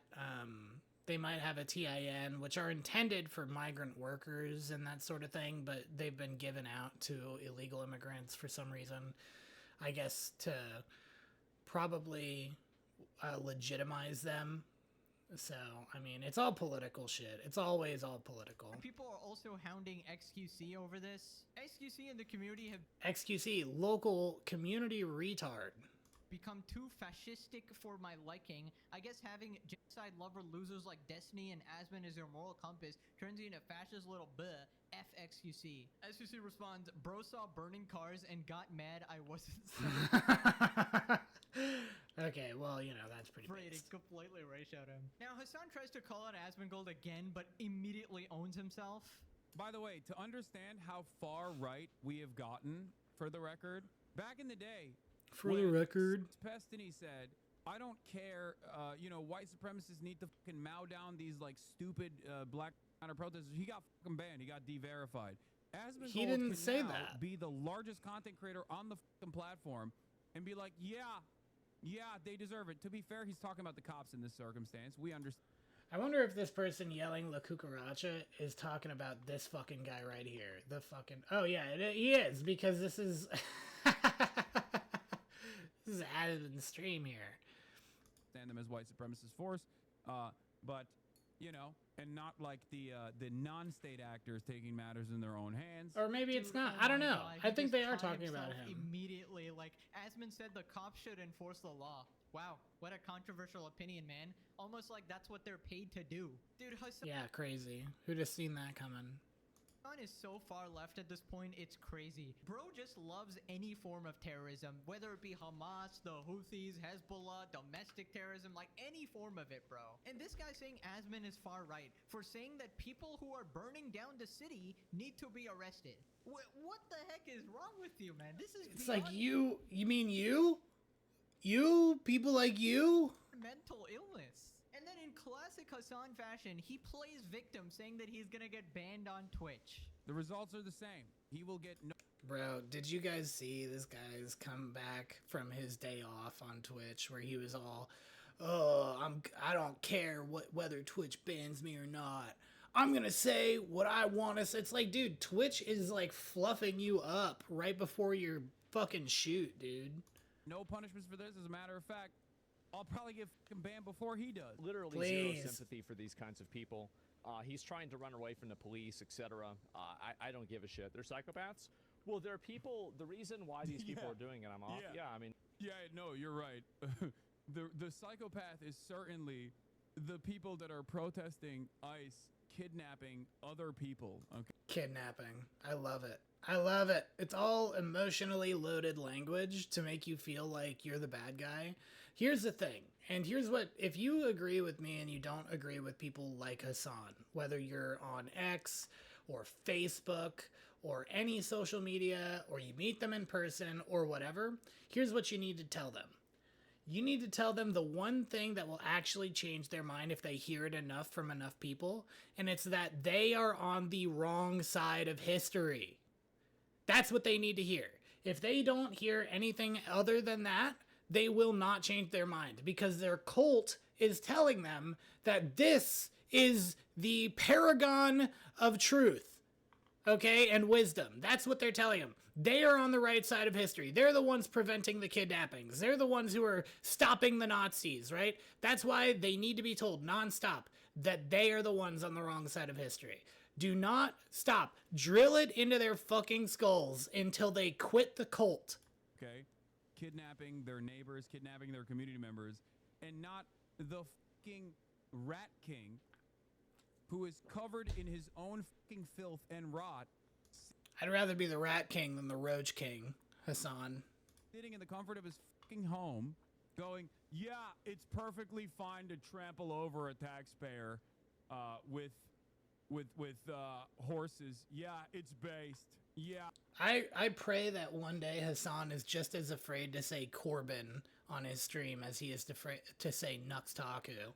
Fucking Hasan, 10,000% fucked. He's been in jail for 200 years. Yeah, Piker. I'm really glad. Disgusting. Yes, a taxpayer. Brother, they are committing crimes. You're never free to commit crimes, even if you're a legal taxpayer. Also, can this guy stop pretending like Twitch is ever going to ban him? Bro, we all know Dan Clancy is literally under the table right now, sucking you off with the force of a victory bell. He's fly-trapping that shit. And whenever Asmon calls for the ban of Hasan, it is for... Yeah, but he's looking at Twitch thoughts on his phone while he's doing it. You know, that way he comes too. a legitimate reason. Hasan was literally participating and supporting the riots. That is a perfectly legitimate reason to be banned. Then Hasan says that anybody that hates him only watches edited clips of him out of context. But there's not a single person out there that actually despises everything I stand for that has consumed my content directly. I know one. I know 2 or 3 actually. Yeah. Yeah, I'm watching a react right now, but I have seen your shit, and you are fucking disgusting. There is no amount of context that makes the incredibly horrible things that you've said about human beings acceptable. There is no amount of apologizing that makes it okay to be as communist as you are. You are a terrible person. You're on the wrong side of history, and you will be forgotten in the annals of time as somebody who did everything they could to make people worse off. I hope you remember when you're on your deathbed and there's nobody around you because you were a sex pest playing footsies on Diddy Island and Epstein Town, okay, that you will not be remembered because everyone forgot about the horrible people that tried to destroy our society while they were improving their lives and starting their own families. That's what I pray. I pray that that's your life. They have consumed my content either indirectly with 17-second increments of clips, or they used to consume my content and they had a severe bout of anger when I said something that they disagreed with, that they internalized heavily, and they could not deal with that back and forth, and then that caused them tremendous resentment. What was once tremendous love and admiration turned into tremendous resentment. I've only ever hate watched Hasan. Like, from the first time I saw it, I was like, oh, this fucking communist. And anger, and now they are super enemies. Yeah, not This a single dude person. is coping. I mean, I can think of a couple people, not gonna lie. If you believe him, okay, open invitation to everybody. This guy is watching. coping If so everyone is hard. Lying or misrepresenting him about anything, please, for the love of God, go to Hasan's channel. You know, go verify the opinions. Go to his stream, watch his content. You know, heaven forbid, maybe drink a couple before you go there. Yeah, for real. Get his opinion, watch his 10-hour streams, come back, and then let me know. Let me know. Yeah, I've challenged people on this, and I've gotten in arguments on X about it. Like, they're like, oh, well, what was the context? Did you watch the whole stream? And blah, blah, blah, blah, blah, blah, blah. And it's like, okay, well, look, that's all you ever have to say. When I say, yeah, I do know the context, and it was still fucked up, and exactly what I characterized him as saying is exactly what he said. They never come back with a clip showing that the context was actually totally fine. Never. They never do, because they know that they're also bad. They're only saying it to appear as good people because they're afraid. Their only fear is to be on the wrong side of history. That's why you have to really drive that home with these people. It's the only thing that will ever be able to pull them out of this cult mentality. You are on the wrong side of history if you watch and agree with Hasan. You are. You're actively ruining society. Not America, not American society. Society by and large. You're making the world a worse place with your opinions and your beliefs and your words and your actions and your deeds. What I got wrong, because I'm guaranteeing you, if you survive the ordeal, because watching 10 hours of this guy is grounds for Minecraft jump off a cliff, your opinions will probably not change at all. Turns out I'm literally just showing this guy's own words that make him look horrible. Not taken out of context. It is perfectly in context that this guy openly supports terrorists. What does I support the Houthis 10 toes down mean, bro? Yeah. I believe It's what the Houthis it's in are context. doing is a good thing. 10 toes fucking down. Such a narcissistic piece of...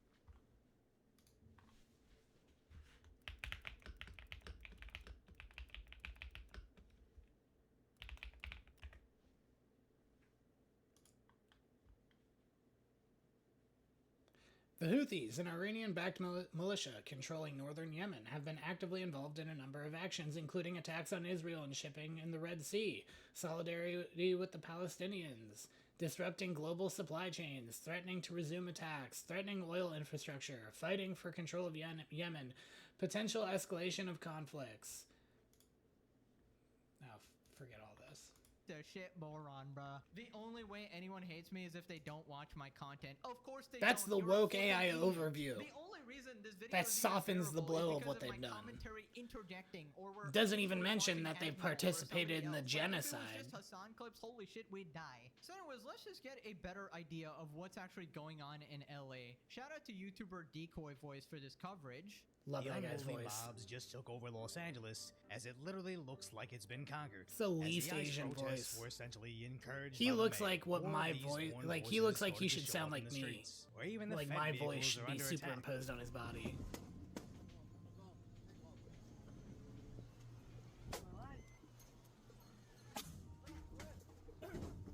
Actually shattering the windshield and injuring the agent, as this guy in a yellow dirt bike helmet was throwing rocks at not only the marked patrol cars, but any random car driving by. So now the FBI's deputy director is looking for that specific guy, as honestly I see this as a foreign invasion at this point. These guys haven't seemed like they've really done anything, like Cash and Dan, since they've been in there, but I really pray that they get into all this stuff. They need to start taking this shit down, taking it seriously, charging these people with what they should be charged with. You know, there's rumors that before the end of summer, there's going to be arrests and trials on a lot of these people and politicians and stuff like that. And, well, I'm just going to be really disappointed if there isn't, because this stuff needs to stop. They have to be stopped. They can't be allowed to continue this. This is the fracturing that's going to create a civil war. And if they're too soft on all this stuff, it's going to be a massive problem. Military-age males flying another country's flag, fighting with our federal agents. So it's good to see the feds finally fight back. I don't know about you, I'm a Hasan viewer, and this looks pretty peaceful to me. I think we should actually Subscribe to MorePegasus. For some reason, I got logged out, so I'll do it later, but subscribe. give them sandwiches and refreshments for their great work for America. Dude, LA is so And cool, Decoy bro. If Voice. any of you are actually living there, my And God, Asthma, my heart goes and out to Nuts, you, bro. It and made me Tech10. deal with this Subscribe shit. to all those It turns fools. out the governor of California, Gavin Newsom, has responded. He announced that California will be suing President Trump over the deployment of the National Guard. Gavin Newsom, we are suing Donald Trump. This is a manufactured crisis. He's creating fear and terror. Yeah, I agree with that. It was manufactured by Gavin Newsom. Take over a state militia and violate the U.S. Constitution. This dude has the audacity to say it's a manufactured crisis, bro. You can't be serious. Oh my God, what a scumbag piece of shit. Are we sure this guy works for America? That doesn't seem correct. You guys, if you look carefully, you can actually see the zipper that takes his human skin off and reveals his reptilian form. Correct. It seems like he wants his own city to crash and burn. What a despicable person, my God. And the fact that the entire media is just constantly lying about this, and you have to get your facts from like slop tubers, is insane. And then some idiot goes crying online how her kid was affected in the riots. Out of all the people I want arrested. I love that. You bring your child to a riot. Bring him to a riot, and then you make a video about how somebody hurt your child at the fucking riot you brought them to. Like, where's that meme of the guy putting the stick in his own bicycle tire? It's like the same fucking thing. Except there needs to be another panel of him also blowing up on an IED that he placed afterwards, because she's also gonna catch a charge for a child endangerment for bringing her child there in the fucking first place. And they should. They really should. These people, I would rather that these people had their children in the hands of a loving gay couple than be bringing them to riots, okay? They should have their children taken away from them if you're bringing your child to a violent riot.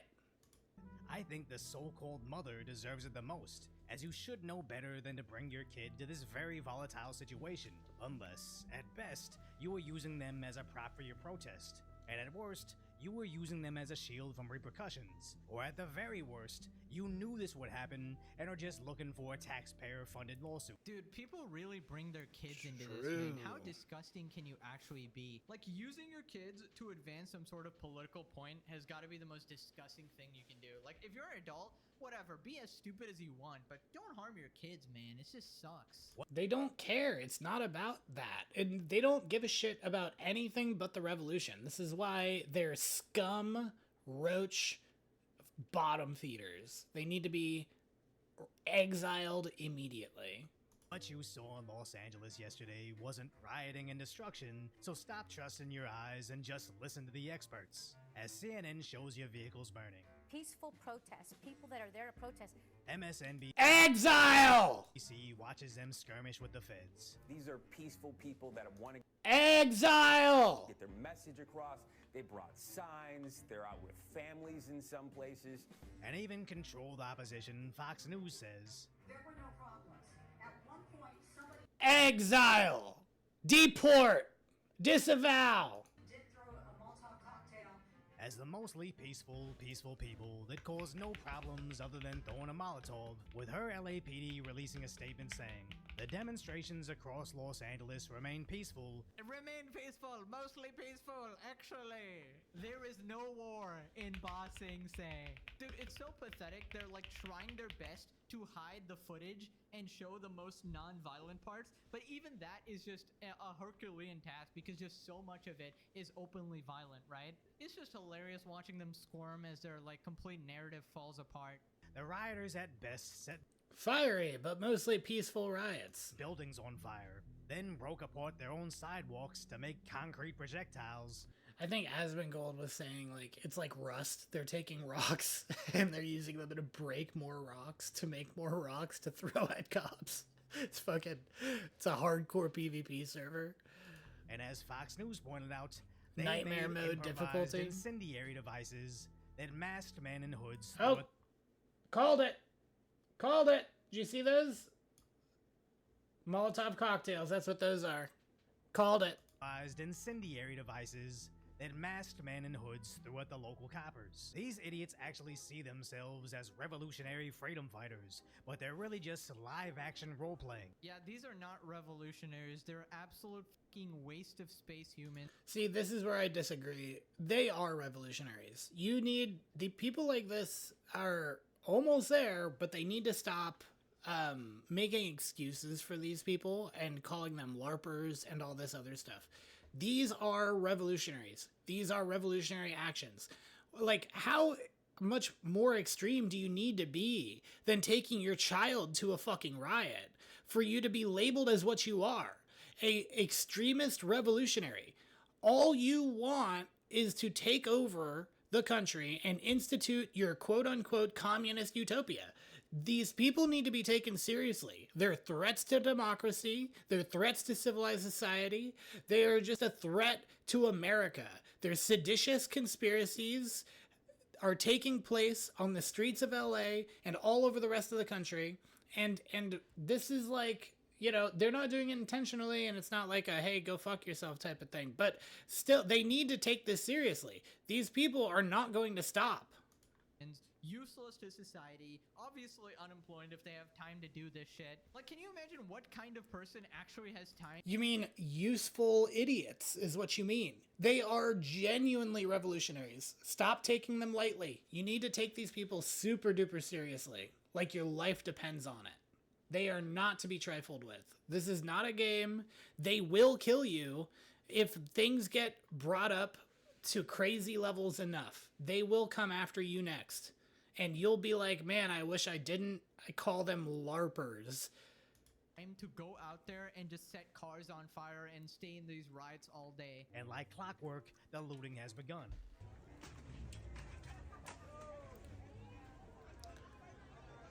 Oh, comrade, these are for the revolution. As this small business owner's store has been destroyed. Yeah, this is about immigration, guys. Let me just rob this store. Yeah, they need this to give to the illegal immigrants who had their benefits cut off by Donald Trump, the Nazi dictator. Bro, No. America's a psyop, bro. This can't be real. We used to have to watch like. Yeah, I wish they had the clips of the Apple store being robbed. It's like, well, the comrade, we need the communications for the revolution. Game of Thrones for entertainment. Now we can just watch a live feed of California. That's how much of a clown show it is. Anyways, Asmongold also reacted to the mayor responding to the situation, just downplaying everything. Well, I just have to say that if you dial back time and go to Friday, if immigration raids had not happened here, we would not have the disorder that went on last night. I will tell you. What a great concept. We're not going to riot if you just don't enforce the law. Yeah, we're going to riot and destroy things if you make us follow the law. Yeah, great deal. Basically, you have to let them commit crimes, you know? Let them commit their crimes in peace. Peaceful protest, by the way. Why are you arresting me? I'm just your local Hasan fan. Hasan told me to do this. I watch his stream every day. No. It's totally normal. See, but, okay, if you're these radical revolutionaries, this has all been happening in your brain slowly over a course of time, right? It's been like, okay, gradually you're more and more and more radicalized, but now you are making and taking steps toward the revolution. Okay, so these people are so wrapped up in all of this thinking that they don't even know who they are anymore. They don't believe anything because all they have to do is have, oh, what would the cult say? And that fills in for whatever beliefs they may have actually held prior. They don't have to reason. They don't have to have logic. It's very easy. So they continue to roll down this road. It's not about them being stupid. It's about them being captured. They're captured. They're prisoners of war to the communist ideology. They need to be liberated. Oh, I don't have maggots in my brain. Why do you ask? There was a protest that got a little unruly late at night. It was a little unruly late at night. Bro, they were lighting cars on fire. This shit was a PvP server. What are you talking about? Mostly peaceful, actually. As a wise man once said. Actually. Genuine in their actions, but a little bit brain broken. You know, and speaking of now, there are also, about 500 active duty U.S. Marines over at Camp Pendleton, not too far away, awaiting possible orders to mobilize. Governor Newsom has said. For what? What do you mean for what? For what? To keep these people from burning down your city. You need to understand that the goal of these protests is to terrorize people and to make them afraid of speaking out and pushing back against it. This entire premise that this is about free speech, it's absolutely not. No, and total horseshit. If it was about free speech, they would be speaking and not launching weapons at people and objects. Or up to them, you wouldn't be able to say anything. Don't fall for this bullshit. Yep, that is spot on. Basically, the reason for all of this is to intimidate and silence people. This is the classic Hasan 101 playbook. Harass and bully people until they are silent. And I think Gad Sad calls it suicidal empathy. I'm pretty sure. I think that's him. It might be someone else, but I think it was him. Your opinion is the only opinion. But unfortunately, that's obviously not going to work this time around. You aren't in the majority. You're going to get cooked. Luckily, people have come to their senses. Well, you know, most people. Well, Karen Bass has. This is why, see, they realized after this all started up, new polling numbers came out within the past couple of days, and they realized that they're in the minority.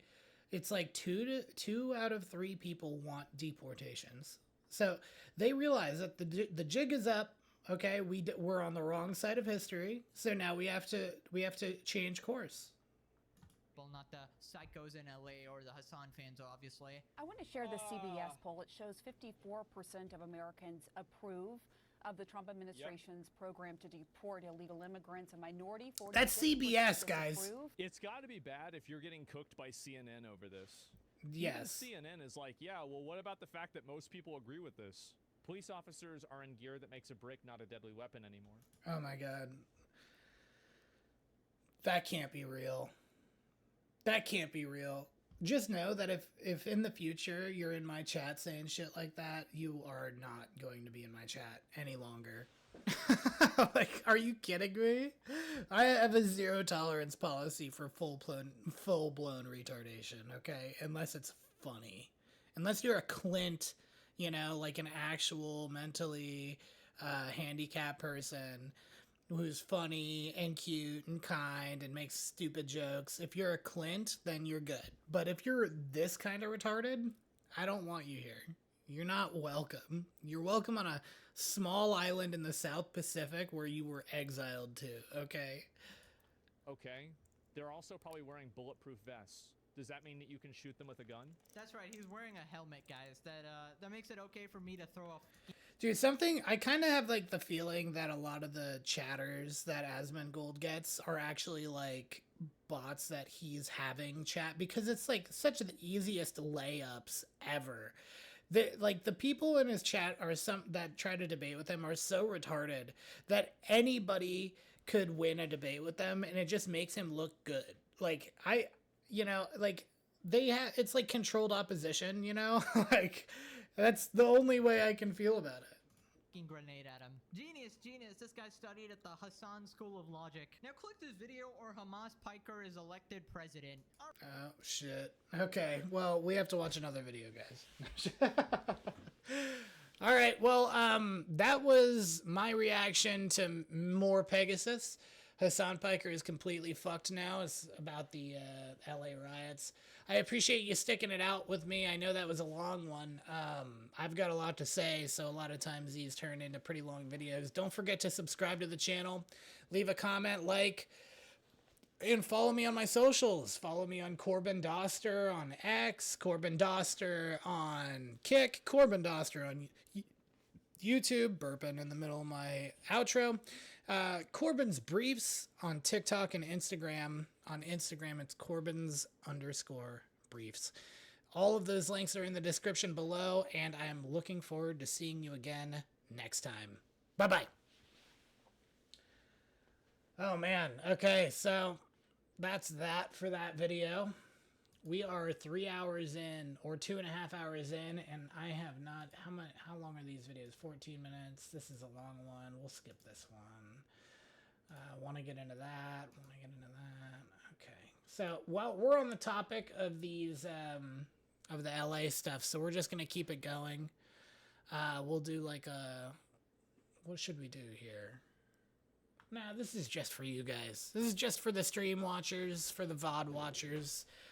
The rest of the other reactions we'll put in with the main video that I make for those, okay? So, I haven't seen this either. This is a CBS News special report. I'm Jesse Mitchell in New York. Right now, a fifth night of protests against immigration raids is underway in Los Angeles. In the last 24 hours, President Donald Trump deployed 700 Marines to join the more than 4,000 California National Guard troops in the city. Time to start bringing in National Guard from other states. We gotta quell this shit, like, right away. These guys have to be stopped completely.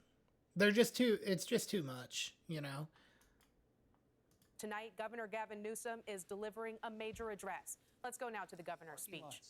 Kids afraid of attending. Okay, something funny about this speech that I knew. I didn't watch the speech. Like I said, I haven't pre-watched this yet, so I don't know what he's about to say. But when he originally, like, played this on, I think it was on X, there was no audio for, like, 5 minutes. And then the stream just cut off. And then he started it back up, and now you can hear him. But it was just kind of funny. It's like, this guy is like a total nincompoop. He fucks everything up. He cannot keep it together. Can't even keep his people turning the mics on. This is my first stream here, and yeah, we had a flub up. I can't stream on YouTube today because I forgot about the 24-hour verification thing. So we'll have to come back to YouTube tomorrow or something. But this guy can't even turn his fucking microphone on. Last night, I worked with ChatGPT to make a bot that I could actually use as a co-host that could communicate with me. And I was able to talk back and forth with a bot with a voice that I made that could hear, understand me, and respond to me based on the character profile I made. This guy can't turn a fucking microphone on.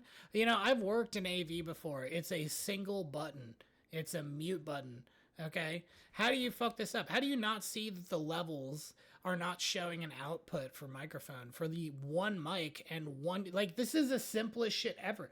Anybody could set this up in 20 minutes. It's a camera, you put it on in the input, and then you put the microphone. There's one microphone, you put it in the input.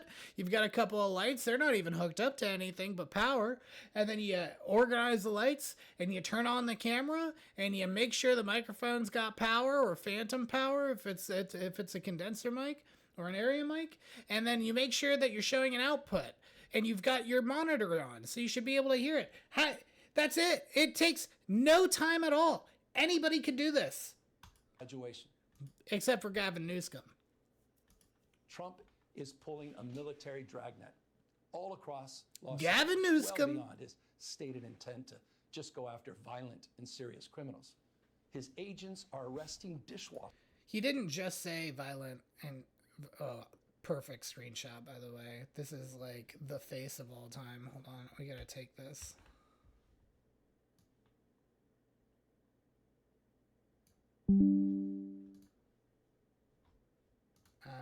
What do we put? What should we put here? We put the image. We go. When dictators be dictating.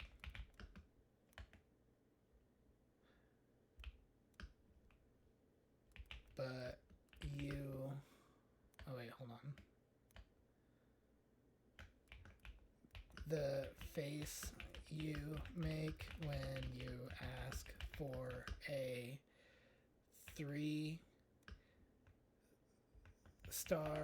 spicy at a Thai restaurant and they piss in it instead. There you go. That's a good one. Gardeners, day laborers, and seamstresses. They're illegal, to quote Donald Trump. See, this is the problem. It's like, yeah, he said he was going to go after the violent criminals and terrorists first. First, as in most importantly, which is accurate.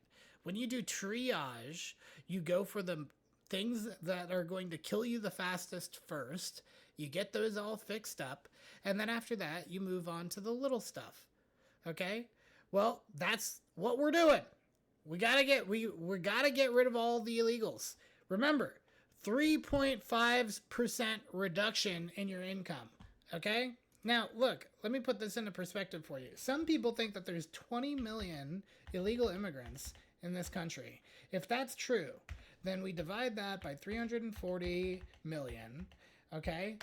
And then we multiply that by 100, and you're looking at, wait, I must have did this wrong. Oh yeah, a 5%. You're looking at, or almost 6% reduction in your wages, okay? Just to put that into perspective, if you are making $30,000 a year and you take out 6%, that's $1,800 a year.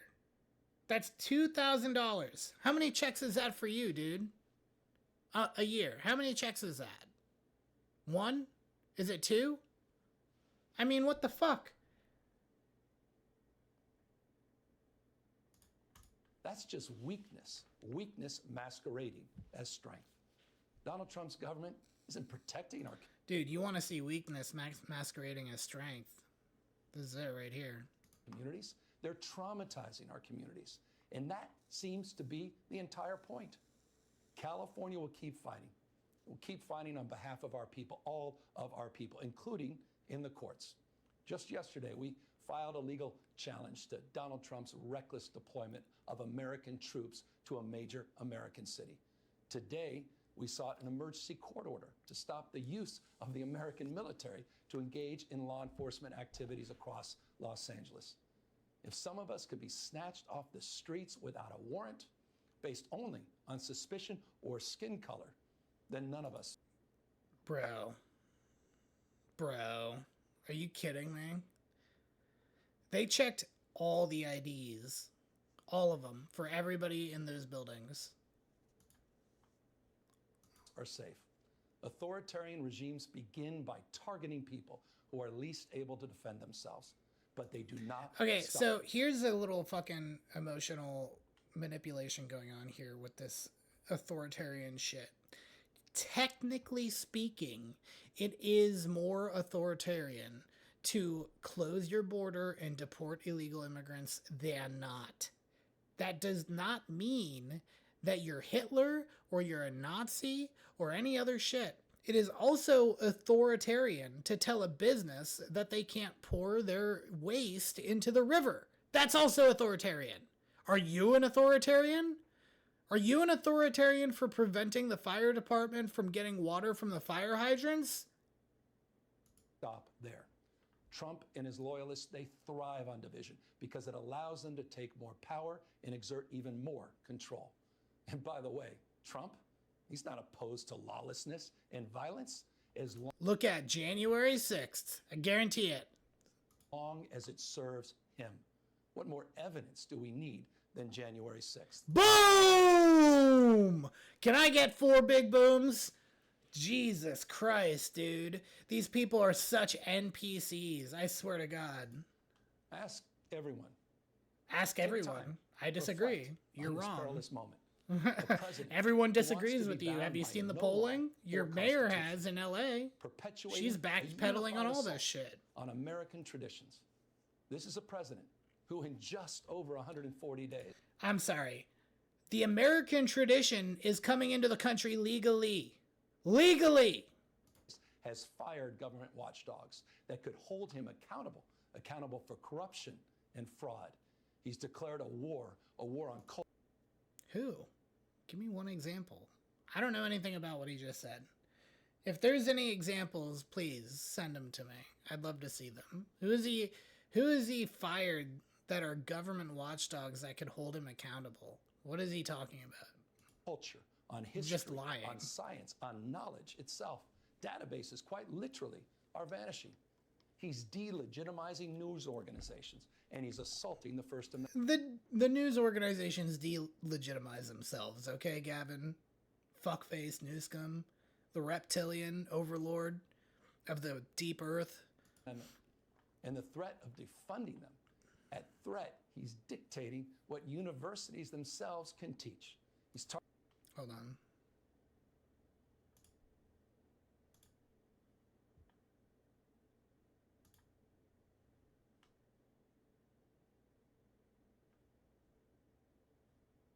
Hey, what's up?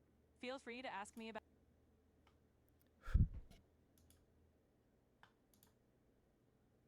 Hey, can you hear me?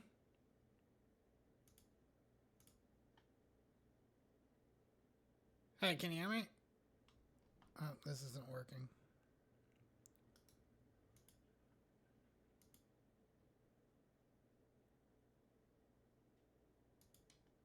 Hey, what's up? Feel free to... Okay, whatever.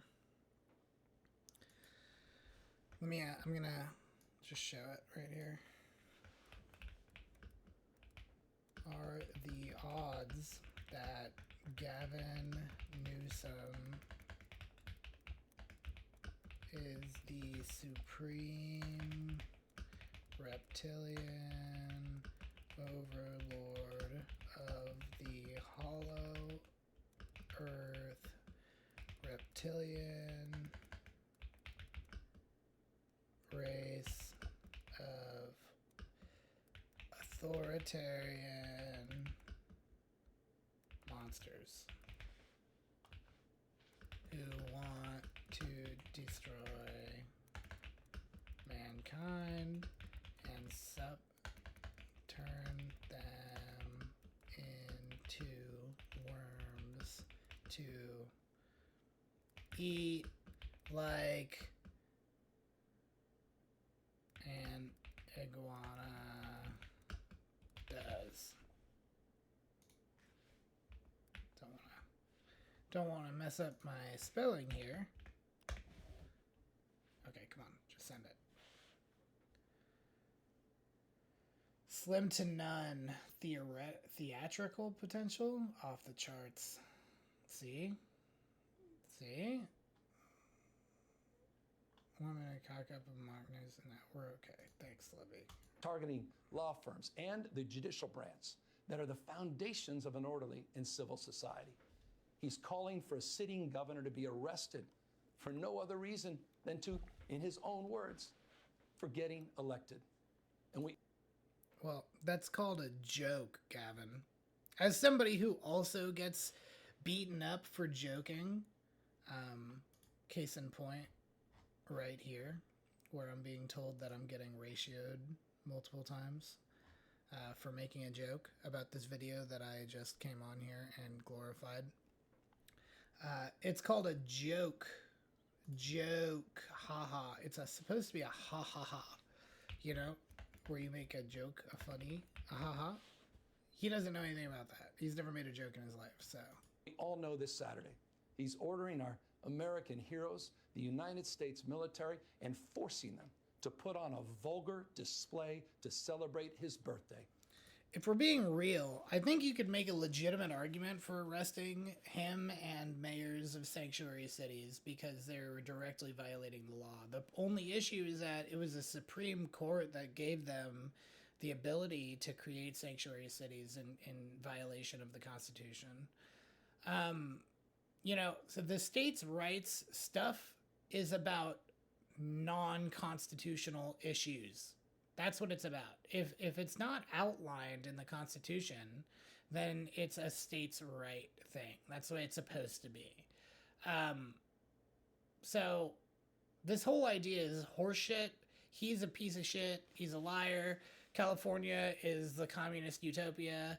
Everybody who lives there should leave, or else they're going to be eaten whole like an anaconda by Gavin Newsom, who unhinges his jaw and starts from the feet and finishes you off. Just as in his other digestive failed dictators have done in the past. Look, this isn't just about protests here in Los Angeles. Oh my god, you know who this guy looks like? Do you remember the old X-Men movies? X-Men, jellyfish, scene. Do you remember this? Look at this. You know what's smart? Treating yourself without cheating your goals. Come on, we don't get paid for this. With Factor. Come on, we don't get paid for this. Get out of here. Get out of here. All right. This guy, Gavin Newsom, unironically looks like this guy, Senator Kelly from X-Men. Not this guy, but he kind of acts like that. Toad has a wicked tongue, Senator. Just like you. Okay.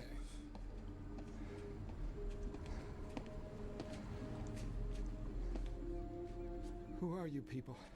Where's Henry? Mr. Gyrich has been dead for some time, Senator. But I've had Mystique. It doesn't show the... Okay, there's a scene where he's passing through the jail bars because, like, the mutinization process turned him into, like, a jellyfish man. And that's what this fucking guy looks like. He looks like a jellyfish. I could imagine him, like, sunbathing on the shore like an alligator. When Donald Trump sought blanket authority to commandeer the National Guard, he made that order apply to every state. What? I'm hearing this twice. In this every state. This is about all of us. No way. This is the actual video. This is about California may be first. California may be first, but it Yo, that's crazy. clearly That's crazy. On top of the no mic thing, he couldn't. Other democracies are next. That's insane. I can't listen to this if it's going to be like that. If it's just going to be him echoing. I was already struggling. Like, we're 3 minutes and 42 seconds in. I think this clip, if you took it all together, is like 10 minutes long. I fucking hate this guy.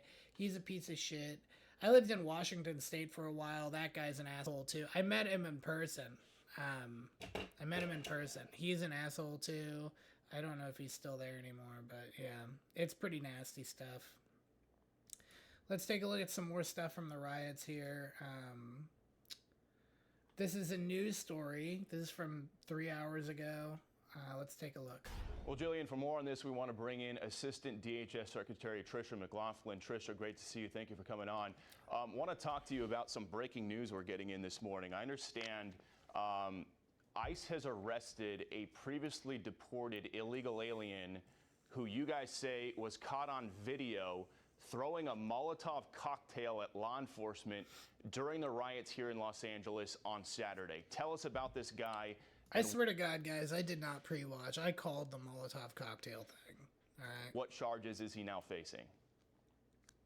Bill, that's right. This is a Mexican national who is in our country illegally. He's being charged with attempted murder, throwing Molotov cocktails at our law enforcement officers. So a lot of times when this kind of stuff happens, ICE has two options. They can either charge them with the crime, keep them here, charge taxpayers a hefty fee to be able to incarcerate them for extended periods of time, and then deport them after they serve their sentence, or, and this is oftentimes what they do. This is why you hear people complaining about the due process thing. But oftentimes what they do is they'll drop those charges and they'll go for an expedited removal. Okay. I am a exile guy, big fan. I think that we should just expedited removal him. Just get him out of here. Let the other countries deal with him. He's from Mexico. Great. There's very few people coming in from Mexico anymore. If he comes in again, then instead of deporting him to Mexico, we should deport him to a different, to a island out in the middle of nowhere. And if anybody ever visits that island, they should be fined a lot of money. Okay. At our ICE enforcement officers, but this is not his first run-in with the law. Just last year, he was charged with a DUI as well as grand larceny. This is the perfect example of... Okay, really quick, I'm sorry, I can't make it through a fucking minute of this shit, but literally we're at 50 seconds still and I'm on my second pause. But if you are a drunk driver, then I also kind of consider that attempted murder. Just like doxing, I kind of consider attempted murder. Okay, like... just stop.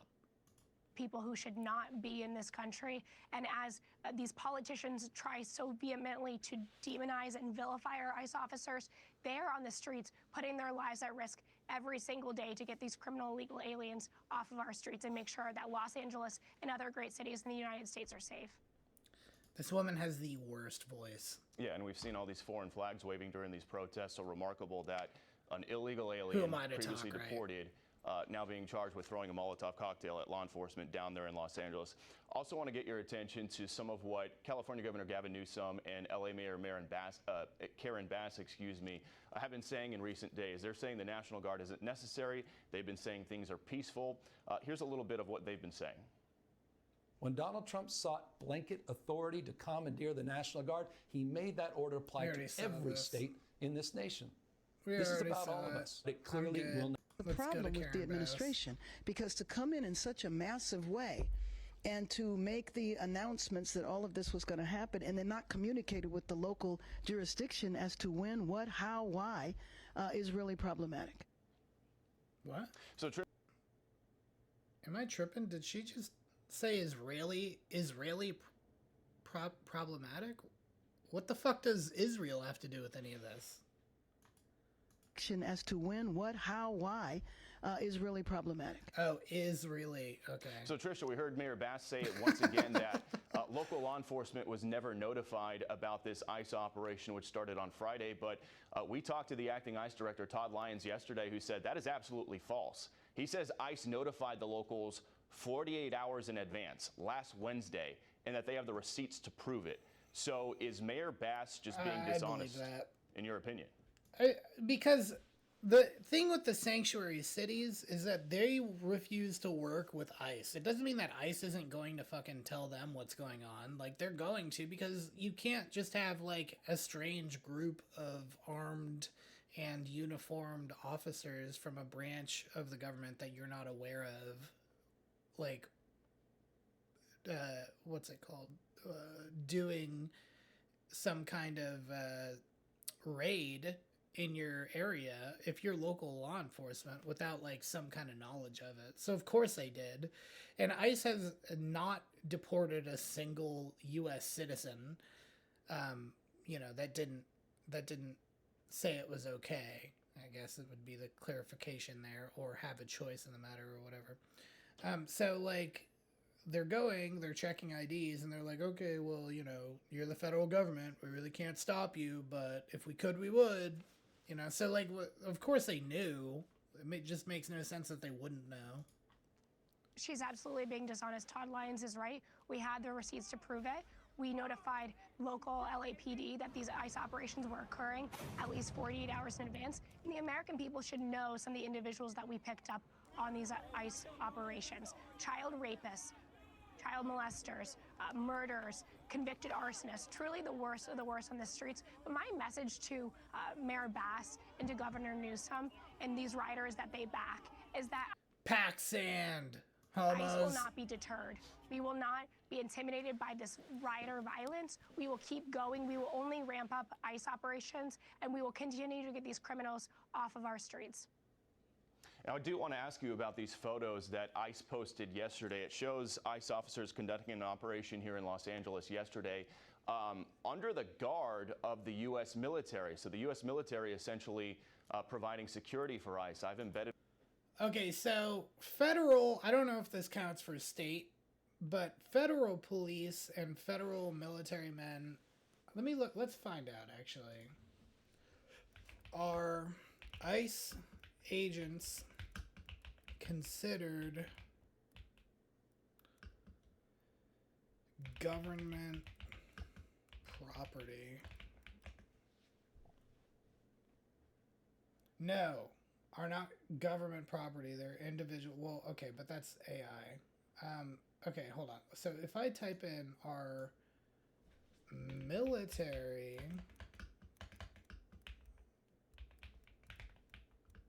members, personnel. No, okay, well that's just false. So now we know that that's false because I know that's a fact. Military personnel are definitionally government property. It's one of the documents that you signed. So if you look, I would imagine that it's the same for ICE. So you can kind of make that argument. I get this argument. There's a debate about whether or not the military can be sent out in this way without domestically without the Insurrection Act. And I think that you can make a case for it. Like, here they are. You could say, oh, they're protecting this vehicle, which is clearly government property. They're protecting these ICE agents, which are considered government property, right? Military men are generally considered government property as well. Like the cops, when they're on horses, if you go and you touch or pet the horse, you can get assault on a police officer for doing that. They're government property. So I don't know actually like the details of that. I might be overreaching here a little bit, but if that's the case, then you could make a kind of circuitous argument that this is totally legal. However, I don't think you need to do any of that. Just do the Insurrection Act. This is sedition, so just do the Insurrection Act. Stop fucking playing softball with these radicals. With ICE a bunch of times, first time I've ever seen this. But can you just tell us what you're hearing from ICE agents? I assume they got to be pretty happy to have highly trained military soldiers watching their six during these operations when things have gotten so hostile out here. That was cringe. Yeah, absolutely, Bill. This is a whole of government approach.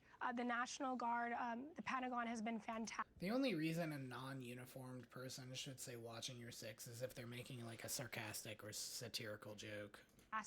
In giving our ICE operations the security and support that they need to continue to get the worst of the worst off of America's streets. And we'll continue to work together, well, whether it be in Los Angeles, New York, Chicago, anywhere that these riots may break out, we will continue our operations and we will not be deterred.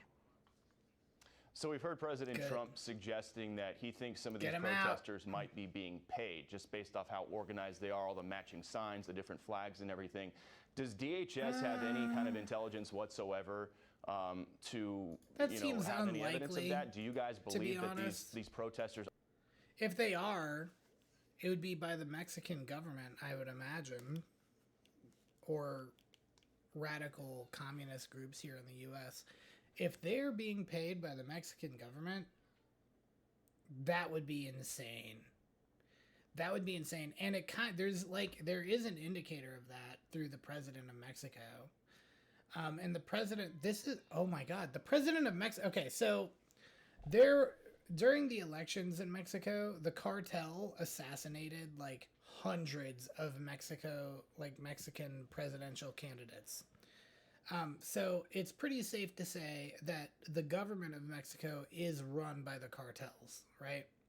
Just like how the mafia kind of used to have a pretty big hand in our government. It wasn't as bad as that, but let's just say that it's comparable. So if that's the case, it could be that the cartels are like actually running a psyop on the U.S. by funding in seditious riot for illegal immigrants being deported. That's crazy to think about, like the possibility. I don't know if that's actually happening, but that would be fucking insane. That would actually be crazy. Are being paid by somebody and that these protests are completely organic? Yeah, Bill, we have been actively working with the IRS and the FBI to see who the financial backers are. These do look like highly sophisticated, highly coordinated protesters and rioters, much like what we saw in 2020. And thank God President Trump had the foresight to see this violence coming and prevent it by calling in more law enforcement, more military resources on the... Unlike last time. See, like, new Trump is better than old Trump. Old Trump he didn't want to be seen as a fascist or an authoritarian in 2016 to 2020. So when the BLM riots were happening and the same shit happened and many people died and like hundreds of millions of dollars of damage occurred, he didn't call in the National Guard. He left it up to governors whether or not they were going to call in the National Guard themselves because he didn't want to be seen as the bad guy. Well, that ship has sailed, buddy. We saw what happened when you left it up to these insane people on whether or not they were going to call in backup to protect their civilians. Okay, so now he said, okay, well, I can't leave it up to them. I'll have to do it myself. And he's right. The new Trump better than old Trump. I like this new term better.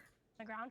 But I do want to say, Bill, Americans can be so proud of our law enforcement, our ICE operators, our National Guard, in the face of such hatred, in the face of them being pummeled by rocks, Molotov cocktails being thrown at them, being taunted, being so disrespected. They have stood with such dignity and patriotism, and they make America proud, and I'm so grateful to them, and every American should be.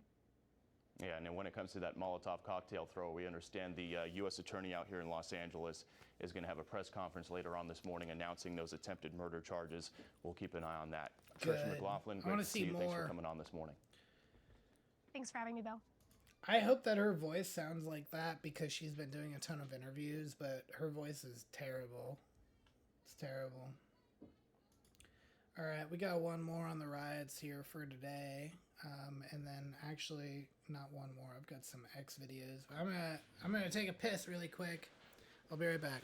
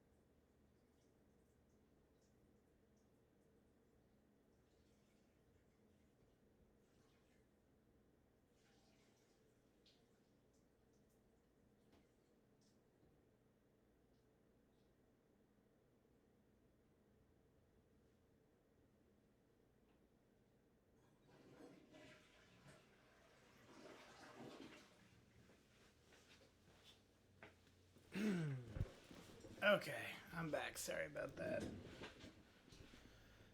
Alright, there was this video here. I'm sure I'm going to come up with something to say. I did pre-watch this one. It's only it's not even a minute long. So we're just going to push through this whole video and we'll see what happens. After hours of standing off, this situation has now rapidly deteriorated. The LAPD moving in on horseback, firing rubber bullets at protesters, moving them on through the heart of LA. You just shut the You okay? I'm good.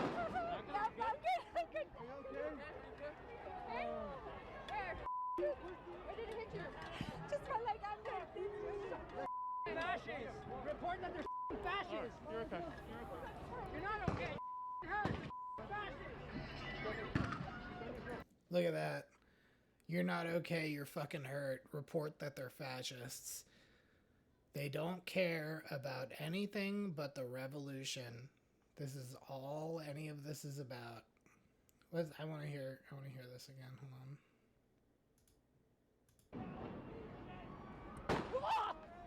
What?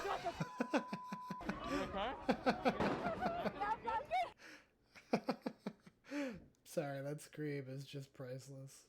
That shout. Ah! You okay? I'm good.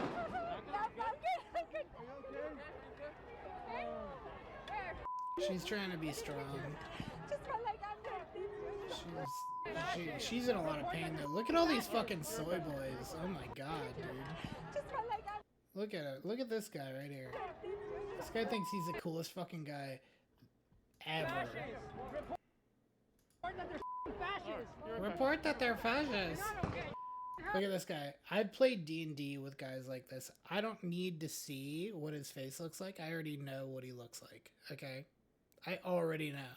You already know too. You can hear. This is a guy who's like, report that they're fascists. Report that. You're not okay. You're not okay. Make it into a big news story. You're not okay. This did turn into a big news story. It turned into one because this video is awesome. Look, I'm seeing the context here. It doesn't really seem like there's anybody doing much of anything, but here's what's kind of going on for me. Normally I would say you can't do that, right? Like you can't fire, you know, pepper bullets, pepper rounds at just people reporting or random people around. But look at where it hit her. It hit her in the leg here. It doesn't seem like he was aiming for her. But you've got on this side of her, and you can see it throughout kind of the video. Scroll ahead a little bit. Look, this guy is trying to pull out. Everybody's blocking the roads. Okay, you've got a line of cars on the left side of the screen here. Okay, it's probably something else was going on with one of these cars and some of these maniacs, I would imagine, and he was aiming for them, or he was trying to get them out of the road, so he was going to fire at the road and then hit her accidentally. I don't think I'm being as charitable as I can be in this instance, but that's kind of what it seems like happened. I don't know, but anyway, like I said, under normal circumstances I wouldn't be okay with this, but I mean, look at these guys. They're right up on these cars. This guy's trying to turn around. They've got this all blocked off. Like they're trying to recreate, like or bring back some order in this area, it seems like. I don't know what was going on this side of the camera, you know, when everything was happening, so it's hard to say. But let's hear the scream one more time.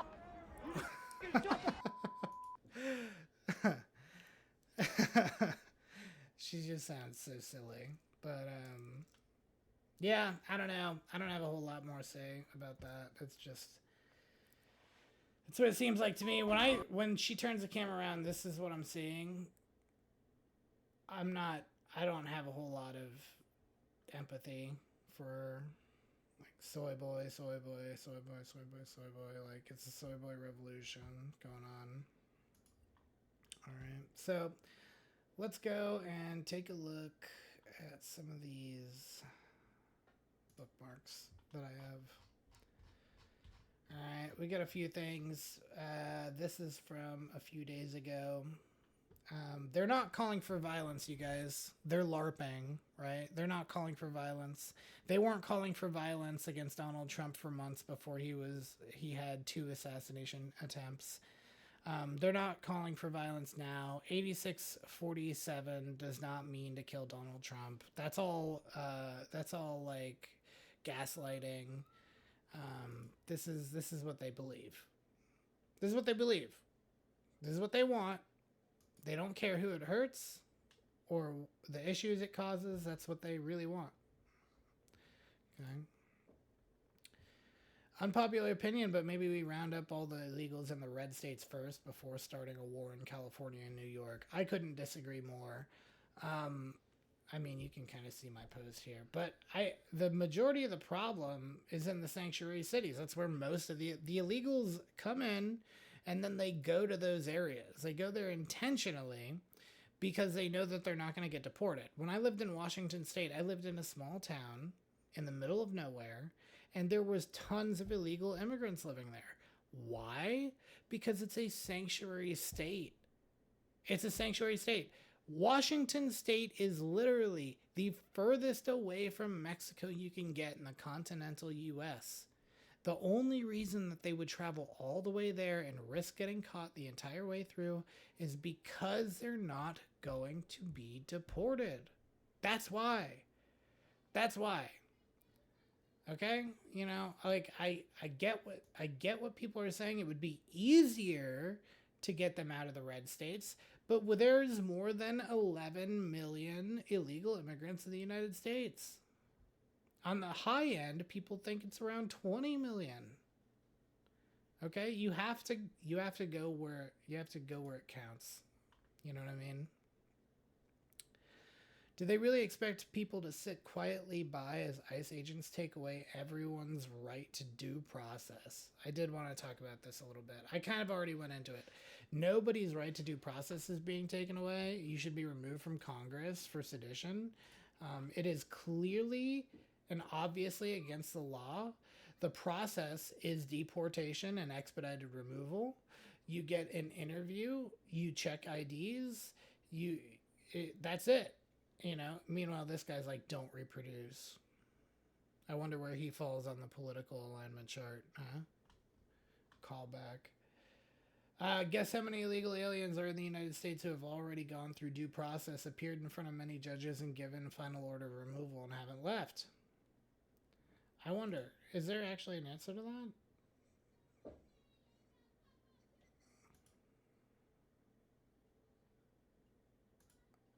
Let's see, go ahead, how many? Approximately 1 million. Holy shit. That's crazy. If true, that's crazy. This is just a random guy on Twitter, but if true, that is crazy. These people are getting due process. Due process is due process under the law. The law says that if you're an illegal immigrant, you don't get a fucking trial. Okay? That's not how this works. You don't get tried. There's not warrants. You present identification. Can you prove you're a citizen? Do you have a birth certificate? Do you have a social security number? Do you have any proof that you're a citizen? Do you have a real ID? No? Okay. Well, I'm sorry, but unless you can produce any of those documents to prove that you're a citizen of the United States, you are out of here. It's that's what it is. That's what the due process is. This idea that they all get tried in a court of law at the cost of the taxpayers to be removed for not being here is ridiculous. We have several ways to prove whether or not somebody's a citizen very quickly, okay? It's not that difficult. Note to the white supremacists out there, you're kicking us out. Just know you can't have our food anymore. No more street tacos, sushi, hummus. All you have left are hamburgers, fish, and chips. You can't even have fried chicken. That's black folk stuff. This is the most retarded person on planet Earth right here.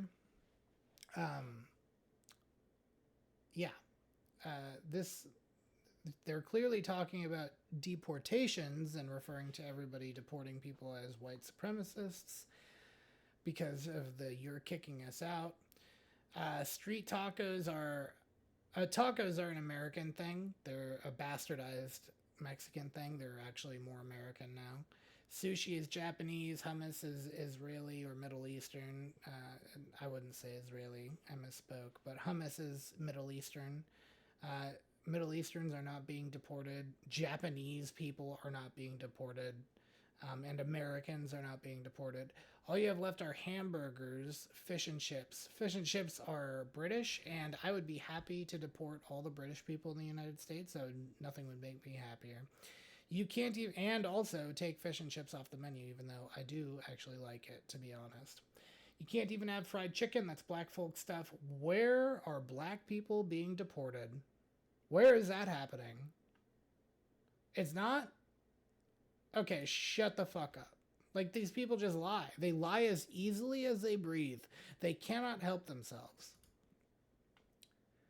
Trump's authoritarianism in real time. Conduct massive illegal raids, not illegal. Provoke a counter response.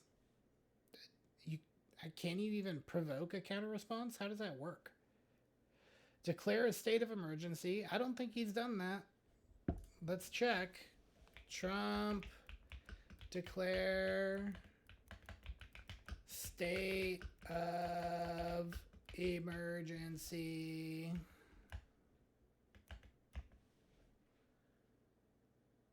What's this? 2025, 6-9. For Trump, seizing emergency powers has become central governing. Okay, come on. State of emergent. Oh, it's not in here anywhere. Okay, weird that it came up as the first result. So he's not doing that. He did call in the troops to protect government property, and federal agents. I agree. Couldn't agree more. This is a clown show. Bernie Sanders used to be cool. Now he's gay and retarded. Let's move on.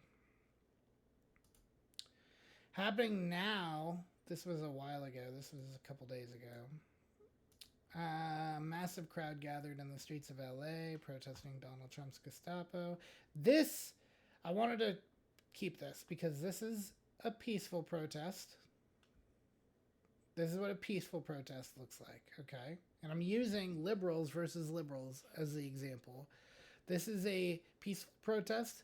I disagree with them. There's not a single person here I agree with. This is peaceful. This is a peaceful protest. This is what it looks like. This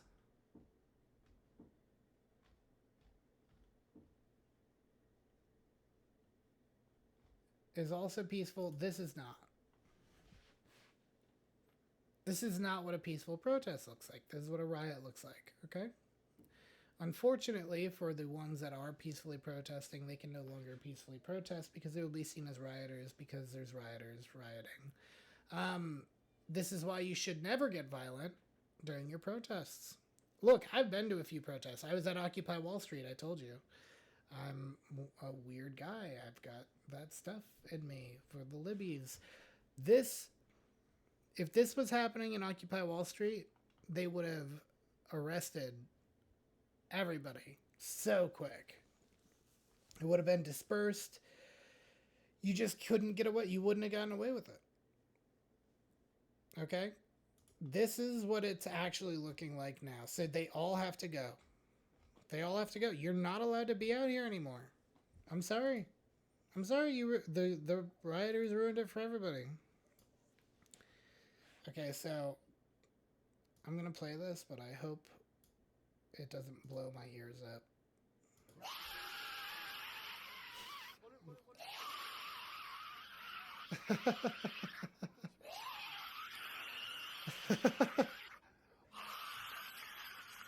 Dude, I can actually see the tip of Hasan's cock down his throat when he opens it like that.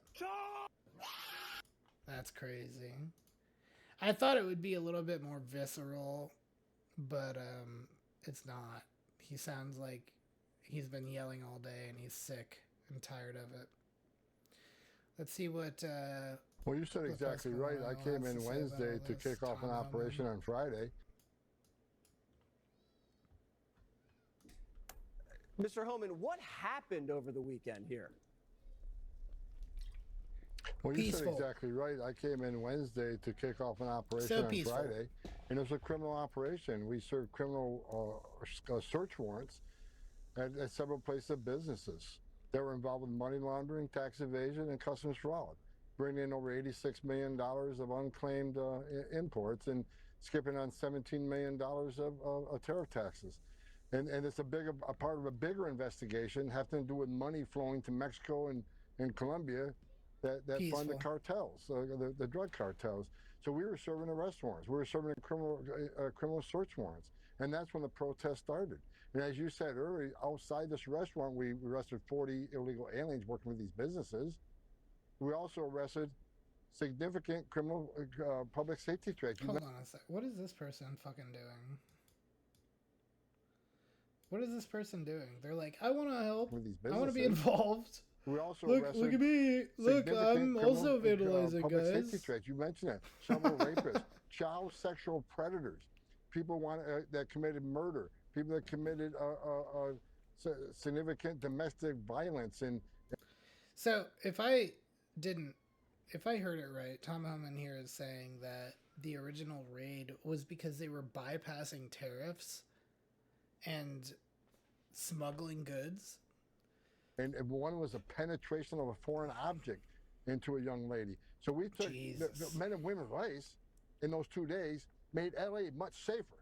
So the mayor should have been thinking ice, the governor should have been making ice. Instead of that, they want to call them terrorists, they want to call them racist, and that rhetoric has caused this protest. And I was there the first 2 nights. I couldn't agree more. That's true. It's the constantly escalating rhetoric since 2016. It's been 10 years. 10 years of calling your political opponents radicals, Nazis, racists. That has led to this. This is what happens. It took 4 years to get to BLM, and now they've just changed the name. Instead of it being the 16 unarmed black men shot by police a year, now it's the innocent sweet baby angel illegal immigrants being deported. Like, what? It's, get it together, guys. How can you be so naive? How are you falling for this shit so easily? Like, the city was burning. Governor Newsom did nothing. The mayor did nothing. So President Trump, God bless him, he sent the National Guard in to save property and save lives. And I salute him for doing it. All right. Well, that's that. That's that. So this is AOC, Big Booty Latina, Alex Stein, Primetime, Alex Stein 99.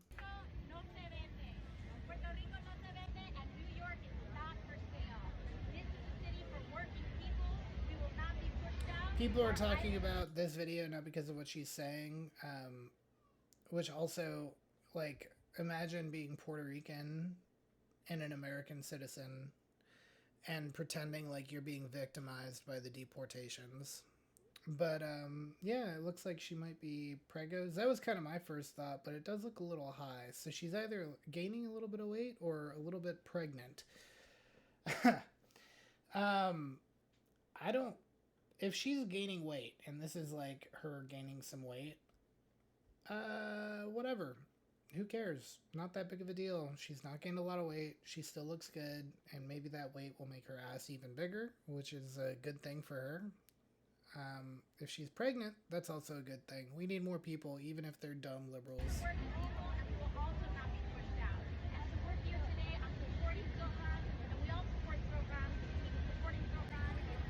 So how long before AOC is back in a bar serving martinis to people? We already went over this one. I wonder.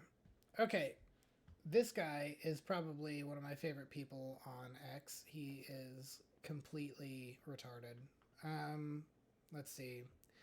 Charlie Kirk said, it's time to ban third world immigration, legal or illegal. We've reached our limit, and we have a huge cultural, educational, housing, financial, and essential services problem to fix now because of it. We need a net zero immigration moratorium with a ban on all third worlders. I kind of agree. I do kind of agree. I'm not going to lie. I think that, married couples should have an exemption from that moratorium. People who are finding love in other countries, because if you're a man in the United States, it's the only place you can find a reliable, loyal partner anymore because of feminism. But that being said, I do think that there is something to be said about a net zero immigration moratorium. Like, that idea is not a terrible one. And it's not the immigration and this idea that we've reached our limit and have huge cultural, educational, housing, financial, and essential services problem. I agree we have those problems. I don't agree that they're caused by immigration, but I do agree that we can't bring in anyone else because of those problems, right? So we need to fix that shit. We need to fix it yesterday. It's not immigrants' fault that we need to fix that. The illegal immigrants that are here need to be gone because of the wage reduction issue. That's my primary concern. My secondary concern is a cultural one. I was talking about how they refuse to learn the language, and after living here for 30 years, if you refuse to learn English, get the fuck out of here. Your citizenship should be revoked. Genuinely, unless you've got a mental illness that prevents you from learning languages or something like that.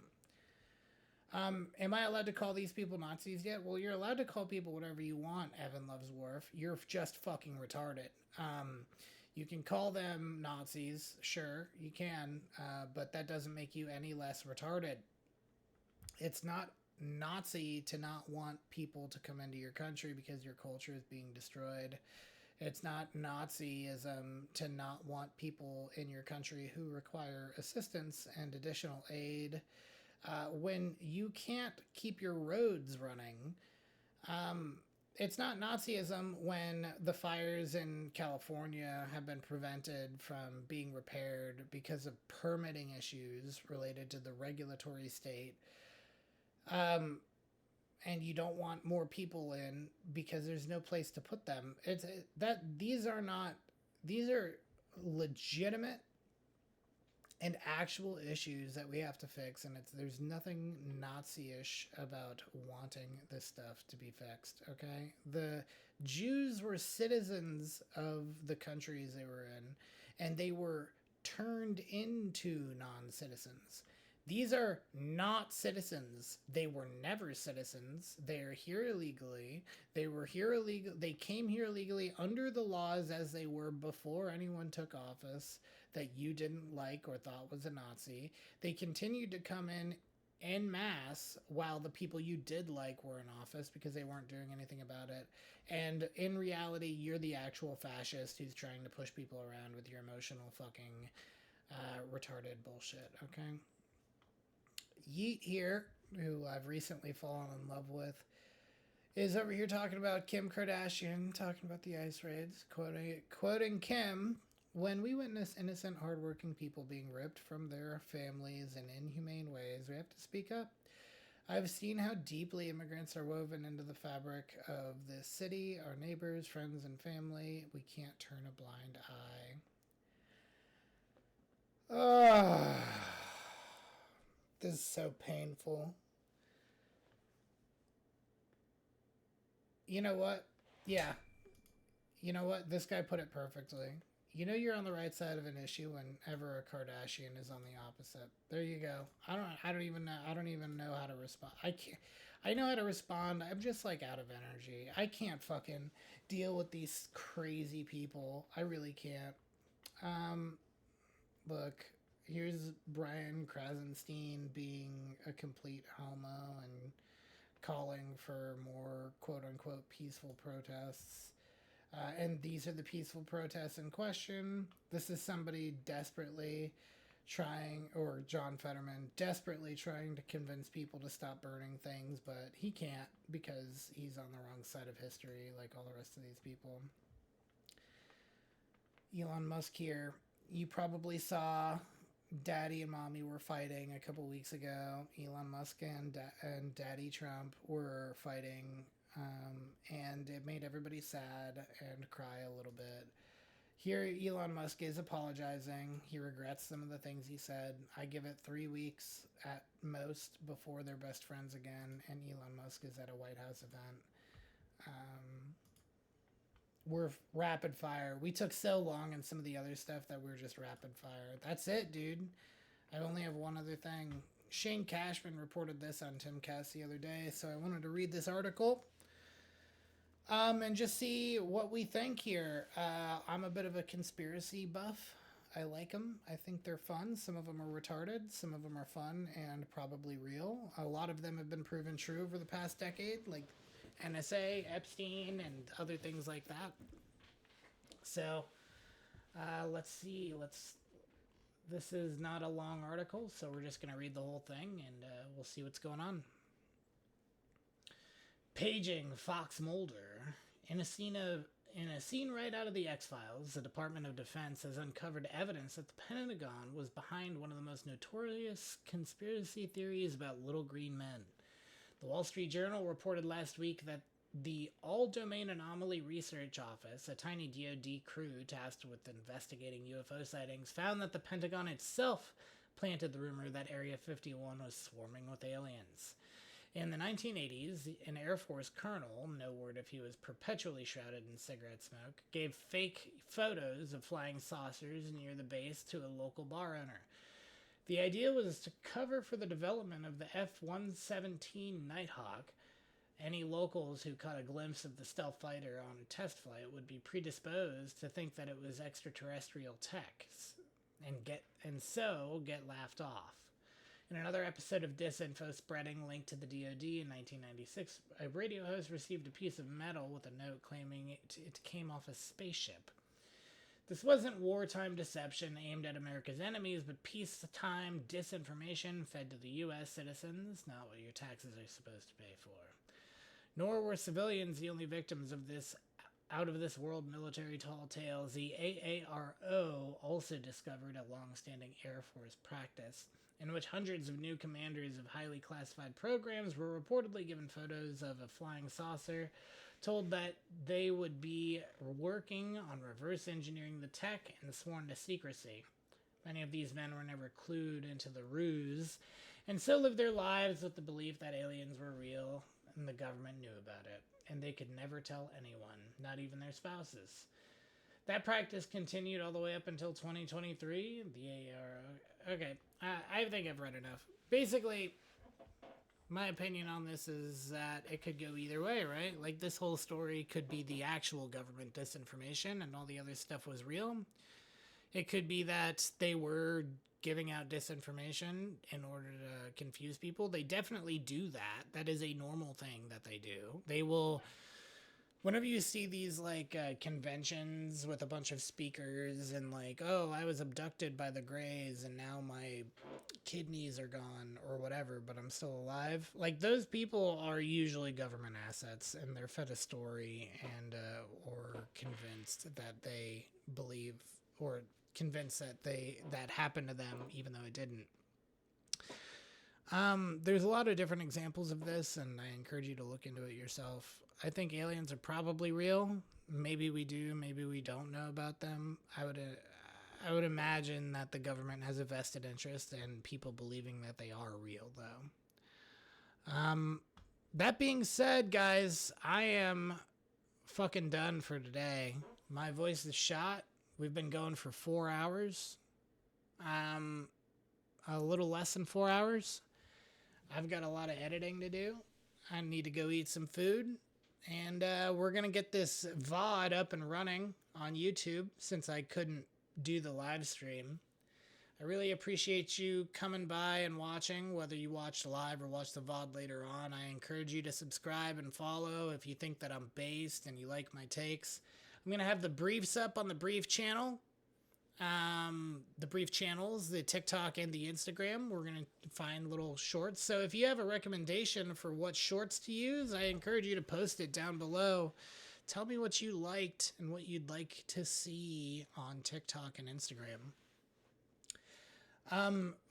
Follow us. Right now we're live on Kick. Follow us on YouTube if you're on Kick, and if you're on YouTube, follow us on Kick, and follow me on X. I really appreciate you guys.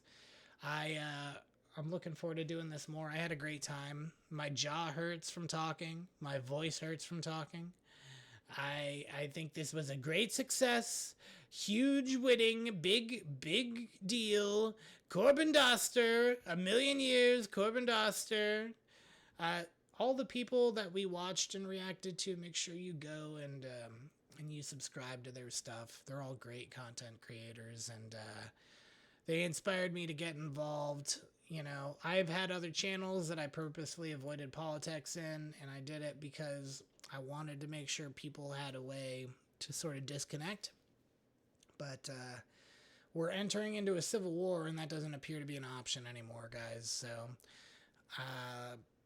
that's all I've got for you.